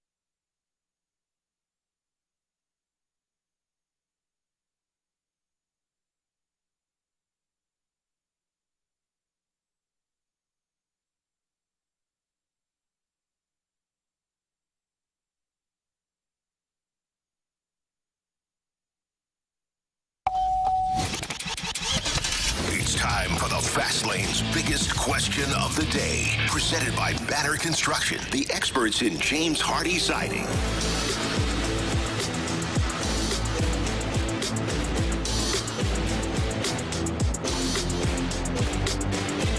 Time for the biggest question of the day here in the Fast Lane on 101 ESPN. Andrew Marsh, Carey Davis, Jamie Rivers, I'm Anthony Stalter. Fire away, Marsh. All right, I should probably turn my mic on first. Biggest question is going to involve a few different questions. So let's start off with, what's a city that you are surprised still doesn't have a Big Four pro sports team? Oh. So none. So zero. None? No big. Wow. Big Four. No Big Four. I gotta think of Lincoln, Nebraska. That's not what? I've been to Lincoln. What major city doesn't have? Is Lincoln, Nebraska really a major city? Okay, what major city? I got one. What? Oakland. Oh, Anthony, that was uncalled for. No. You didn't have to do that. Who's their Big Four team? You didn't have to do that to the good people of Oakland. Who's their Big Four team? They just lost all four. Well, They've had 3. to know before. How about a place that's never had one? I didn't say that. I know. I was going to say New York City. Just thinking of the I think the Rangers. The Yankees, think the Rangers. Yeah. They've got a bunch. Mets. All right. You all don't like my answer? No. I hate it. Sweet Voice James says Birmingham, Alabama. That's a good one. Is that a major Nebraska city, though? Louisville. There aren't any. There you go. Louisville is one. Louisville's But good. major cities Louisville's kind of a cool that don't city. have a professional sports team. Well, I'm trying to think of that city, Carey. I just can't tell you. Austin, Texas. They've got the. They just had the Longhorns. Yeah. They got the Longhorns. They got the AHL team there. Austin's good, though. I like that. A little close to Dallas, so they probably wouldn't be able to do that. But. There aren't any. Is there anywhere in New Mexico? Albuquerque? Albuquerque, yeah. Is that big enough? Yeah. I don't know. I'm asking Carey. Yeah, what would you consider a major city? Like one that's popular, or are we looking at Something that would have the in terms of population enough to like- sustain it. Right. Like, you could say anywhere in Alaska, but you're really not going to, like, sustain it. Huh. Madison, Wisconsin. Yes, I've been there. It's that's a college town. Well, yeah. So a lot of these, They're all cities going to be have college towns. Well, yeah, but I mean, like, it's not. I don't think it's big enough. Why don't we pull up a map? Salt Lake. Salt Lake's got now the Jazz. Utah. Yeah, well, I was just reading that from Gator. And they've got the Mammoth. Oh, yeah. They're there now. Yeah. And Phoenix, they've got the Suns, so can't go that I'm route. looking at the list of ranked How close is cities. Glendale to Phoenix? It's part of it. Right there. It would be like Chesterfield to St. Louis. Got it. Okay. All right. Yeah, man. It's, Oh, okay. What about Boise? Boise, Idaho is a pretty big. Is it? I don't know. Like, I'm asking. I mean, it's a capital, if I'm not mistaken, is it not? Well, that doesn't matter. Jeff City's the capital of Missouri. I wouldn't put a football team there. Jefferson City. See what I did there? Yeah, so we just certainly did. Yeah. I don't know. Anybody on the text line have some Honolulu? I think we named all of the Reno, possibilities. Nevada. I don't know. Reno's a good. I came up with the best one. Tulsa. What did you say, Lexington? Oh, What no. about Wichita, Anthony? Lincoln? I was waiting for that. I was waiting for that. I didn't know. I'm like, should I mention it now? Get ahead of it? No, Oakland. Oh, come on, man. The good people of Oakland deserve better. Better than what you're doing right now. What about Eugene, Oregon? Nope. Okay. What are we going by? Population. U.S. population. Austin is number 12. What about like Little Rock? Little Rock is. Hell, I don't know, Anthony. I don't know. Okay. I got a text from a buddy who said Albany. Albany, New York? Yeah, I don't know. There's not enough I've teams been to in the Albany. New York area. They do have they have an airport there or a train. Little Rock is. I've been to Albany. We used to have an American Hockey League team there. I don't know if it would. I mean, maybe it would be sustainable because it's so close to all the other big cities that you'd have more transplants, like people coming in and out for games. Yeah. What about Raleigh? Well, they've got They right there next Hurricanes. to. Oh, that's right. Yeah. Panthers are Charlotte. Their Hurricanes are. Yeah. Jamie's right. What about where Mount Rushmore is? What city is that? Where is that? Well, it's in South Dakota. No, you guys hate it. Okay. No, well, we're just thinking. It's fine. We're just thinking. It's fine. I'm going to stick with my original answer. We have Tulsa, Reno. Are there any Canadian cities that don't have like the major cities that the don't major have? cities? Is Somebody just Regina said one of those Quebec. teams? Like Regina's small, though. Okay. Like the population's not there. Yeah. What's the name of that place? Regina. Regina, Georgia. Yeah. It's a nice place when it's warm. Yeah. Never mind. Well, you go out there in the winter, Anthony, and it's freezing cold. You want that? Is it like wet? Nobody like, wants to Regina like Seattle? Is it wet like Seattle? No, it's not. Dry? It's more dry, yeah. Okay. Oh, what about Hawaii? It can get wet, though. That's a state. Or like Honolulu. Yeah. You said somebody, Honolulu. yeah, Somebody said Honolulu. Yeah, but you were, Marsh, in your defense, you were trying to look Yeah, he at was paying attention to other stuff. Yeah. All right. Yeah. Oakland, I'll say aye. Where's the Savannah Bananas? Is that Savannah, Georgia? Yep. I don't know how big that is. I don't either. Georgia's got a lot of little big spots. Little big spots. Little big spots. All right, I think we're done here. I don't think we accomplished anything. Oh, I think we did. We did. We had a good conversation. Accomplished everything. I was trying to get a team back to Oakland. These guys said no. No, Carey's a Los Angeles guy. He doesn't really care for Oakland. That's true. You don't care. I said Austin.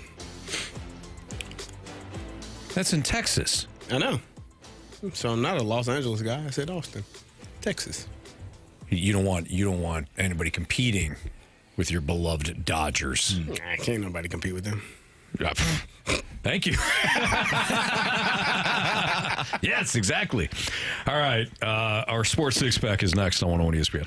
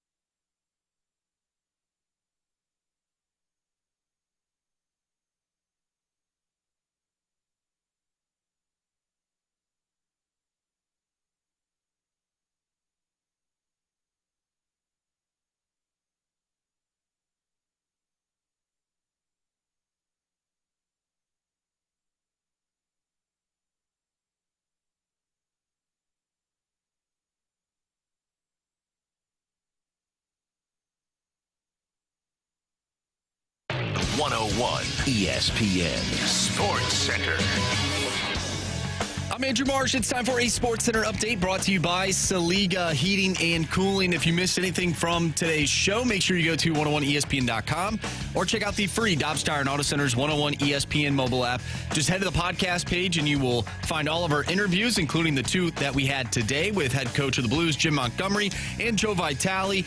And we'll have all of our shows on that page as well. It's all brought to you by the Schaefer Door Company. Coming up next, we have our Sports Six-Pack. So if you texted in earlier today and your Freedom Friday question was not read, text into the Air Comfort Service text line 314-399-9646. We'll try and answer some more Freedom Friday questions next. I'm Andrew Marsh, and the Sports Center update is brought to you by Saliga Heating and Cooling, a Daikin heating and air conditioning dealer.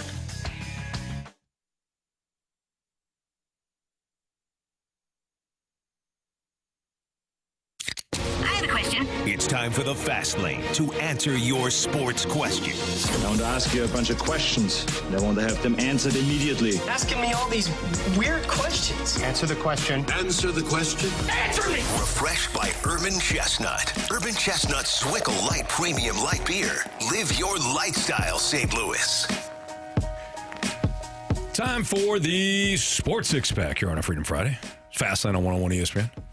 Carey Davis, Jamie Rivers, Anthony Stalter, and here's Andrew Marsh with question one. Question number one. All right, from the 618, my girlfriend is giving me crap for driving 40 minutes to get my hair cut. He's my favorite barber. Is that too far to drive? How far are you willing to drive for something small, food, activity, etc.? Look, when it comes to your hair, 40 minutes is not bad at all. To drive 40 minutes? Yeah. I'm not gonna. I don't do it, but I'm not going to shame this man. I'm not gonna shame anybody for taking care of his due. Why is he worried that he's driving too far? His girlfriend is giving him crapola about it. Oh, he didn't have his glasses on. He didn't. Yeah, he didn't. Yeah, hang on. All right, much better. Yep. Yeah, I don't know. Like for me, I'm lucky. I've had the same girl cutting my hair now for I don't even know how long. She's awesome. Her place is just in Wentzville, so it's like 10 minutes for me. 10 minutes away, it's great.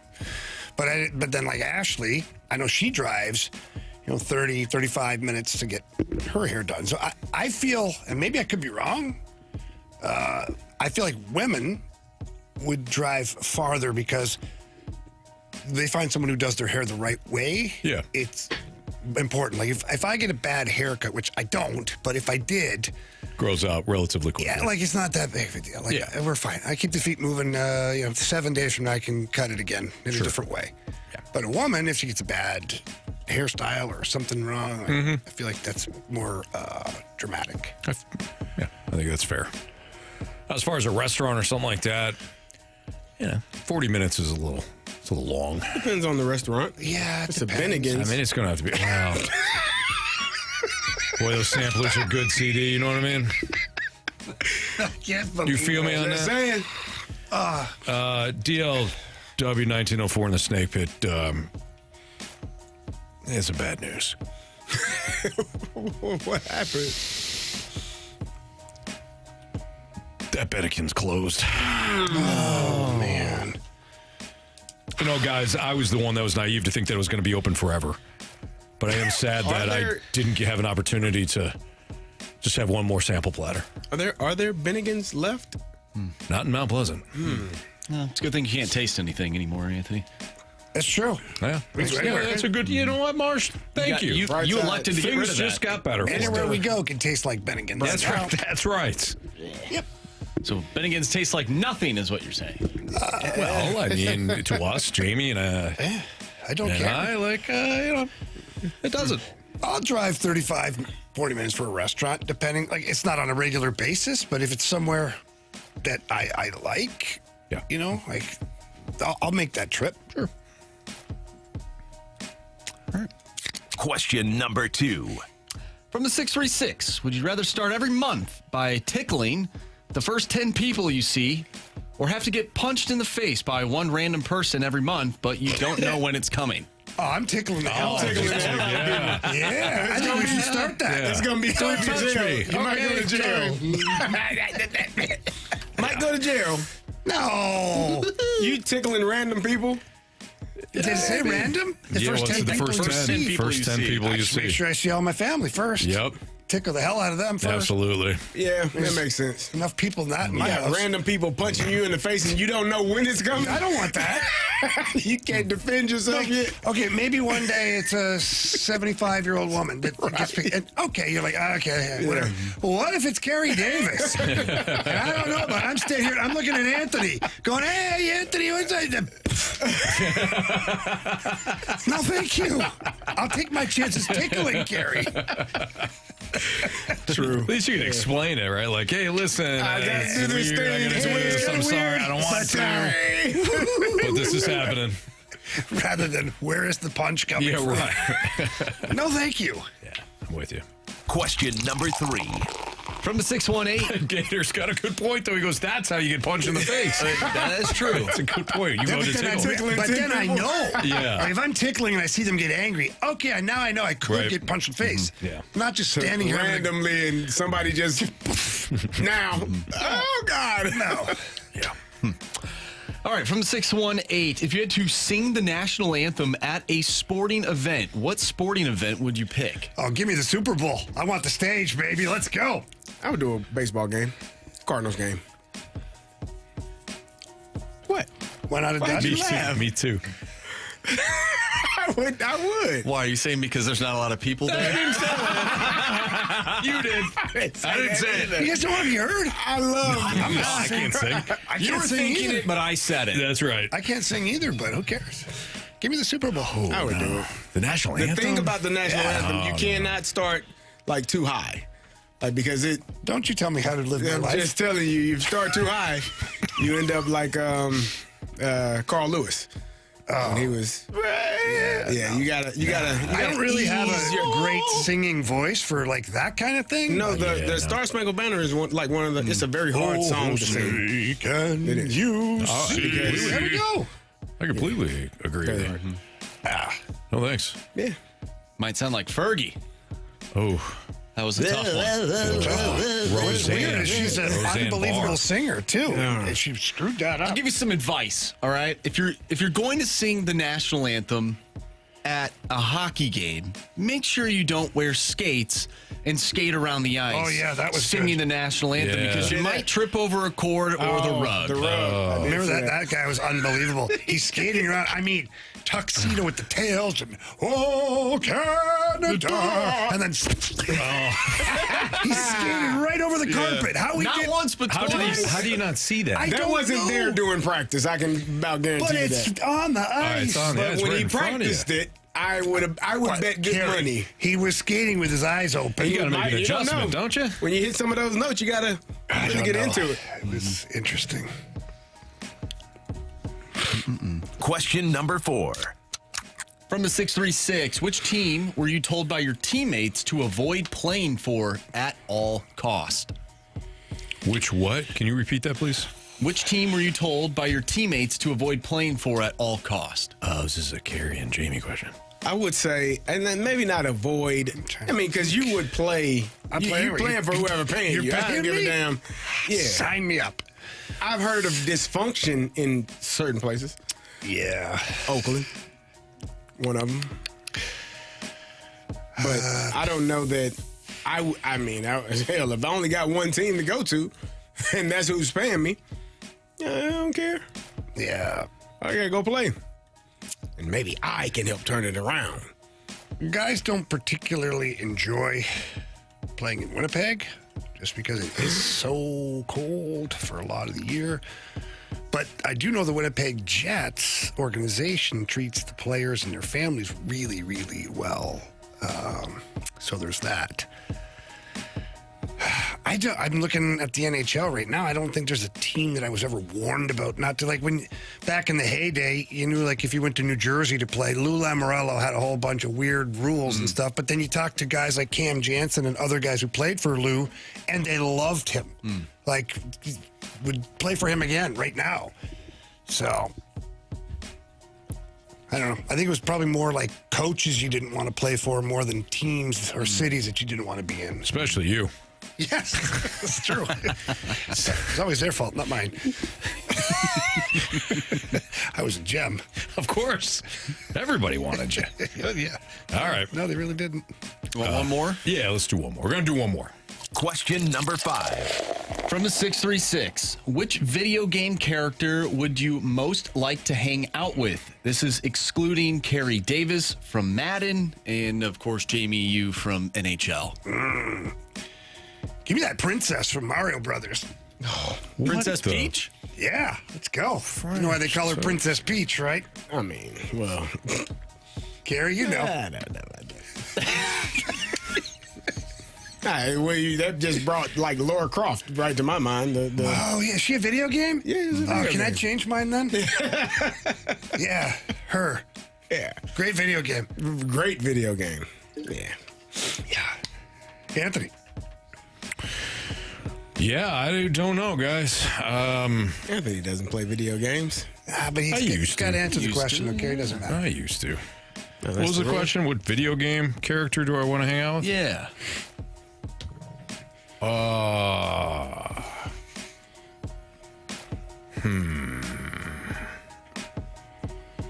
Yeah, I don't know.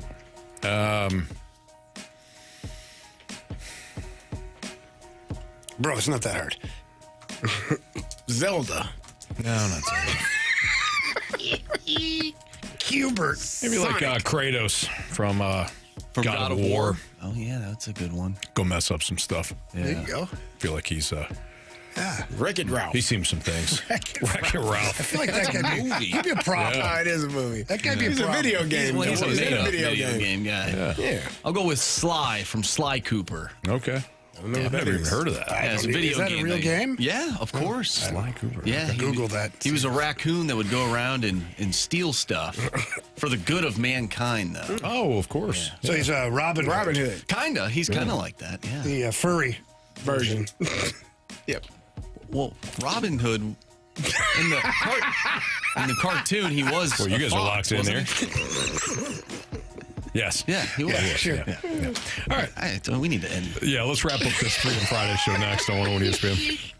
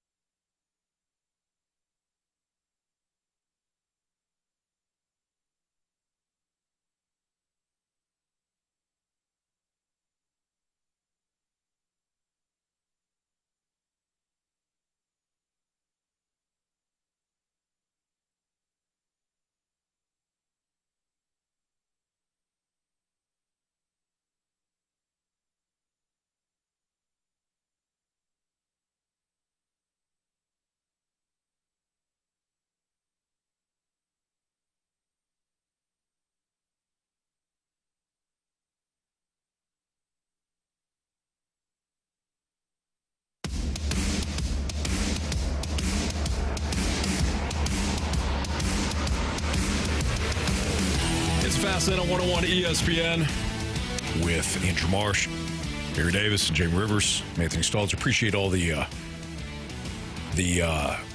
Freedom Friday topics throughout the course of the day today. If you missed anything, you can always go back, listen to the podcast, available at 101ESPN.com or via the Dobbs Tire Auto Center's 101 ESPN mobile app.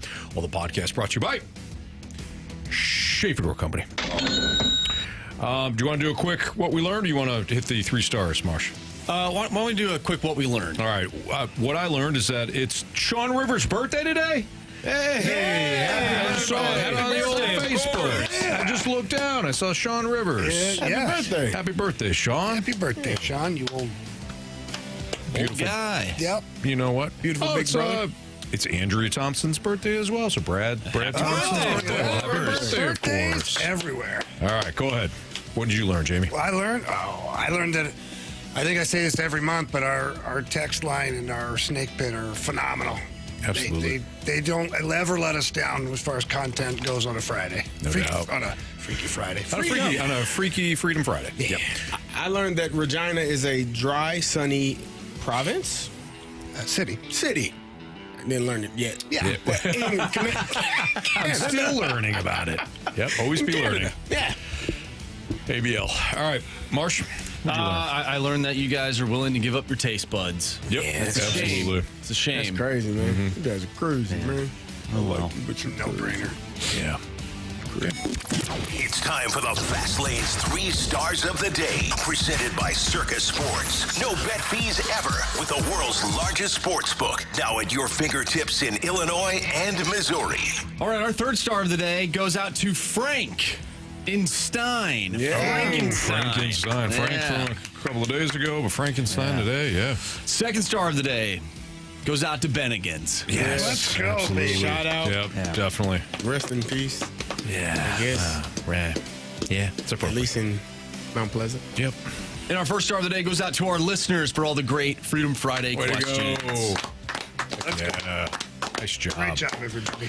Nice job. All right, hey, don't forget, we have Blues and Blue Jackets tomorrow pregame starting at 5, puck drop at 6. You can listen to all the coverage right here on 101 ESPN. We got Kansas and BYU pregame 1:45 tip-off at 2 tomorrow. So if you're out driving around, you want to listen to a little college hoops, you can listen to that. And then on Sunday, we got Knicks and Lakers pregame at 5:30 tip-off at 6. Everybody have a great weekend. We'll be back here on Monday. For Andrew Marsh, for Carey Davis, for Jamie Rivers, I'm Anthony Stalter. See you.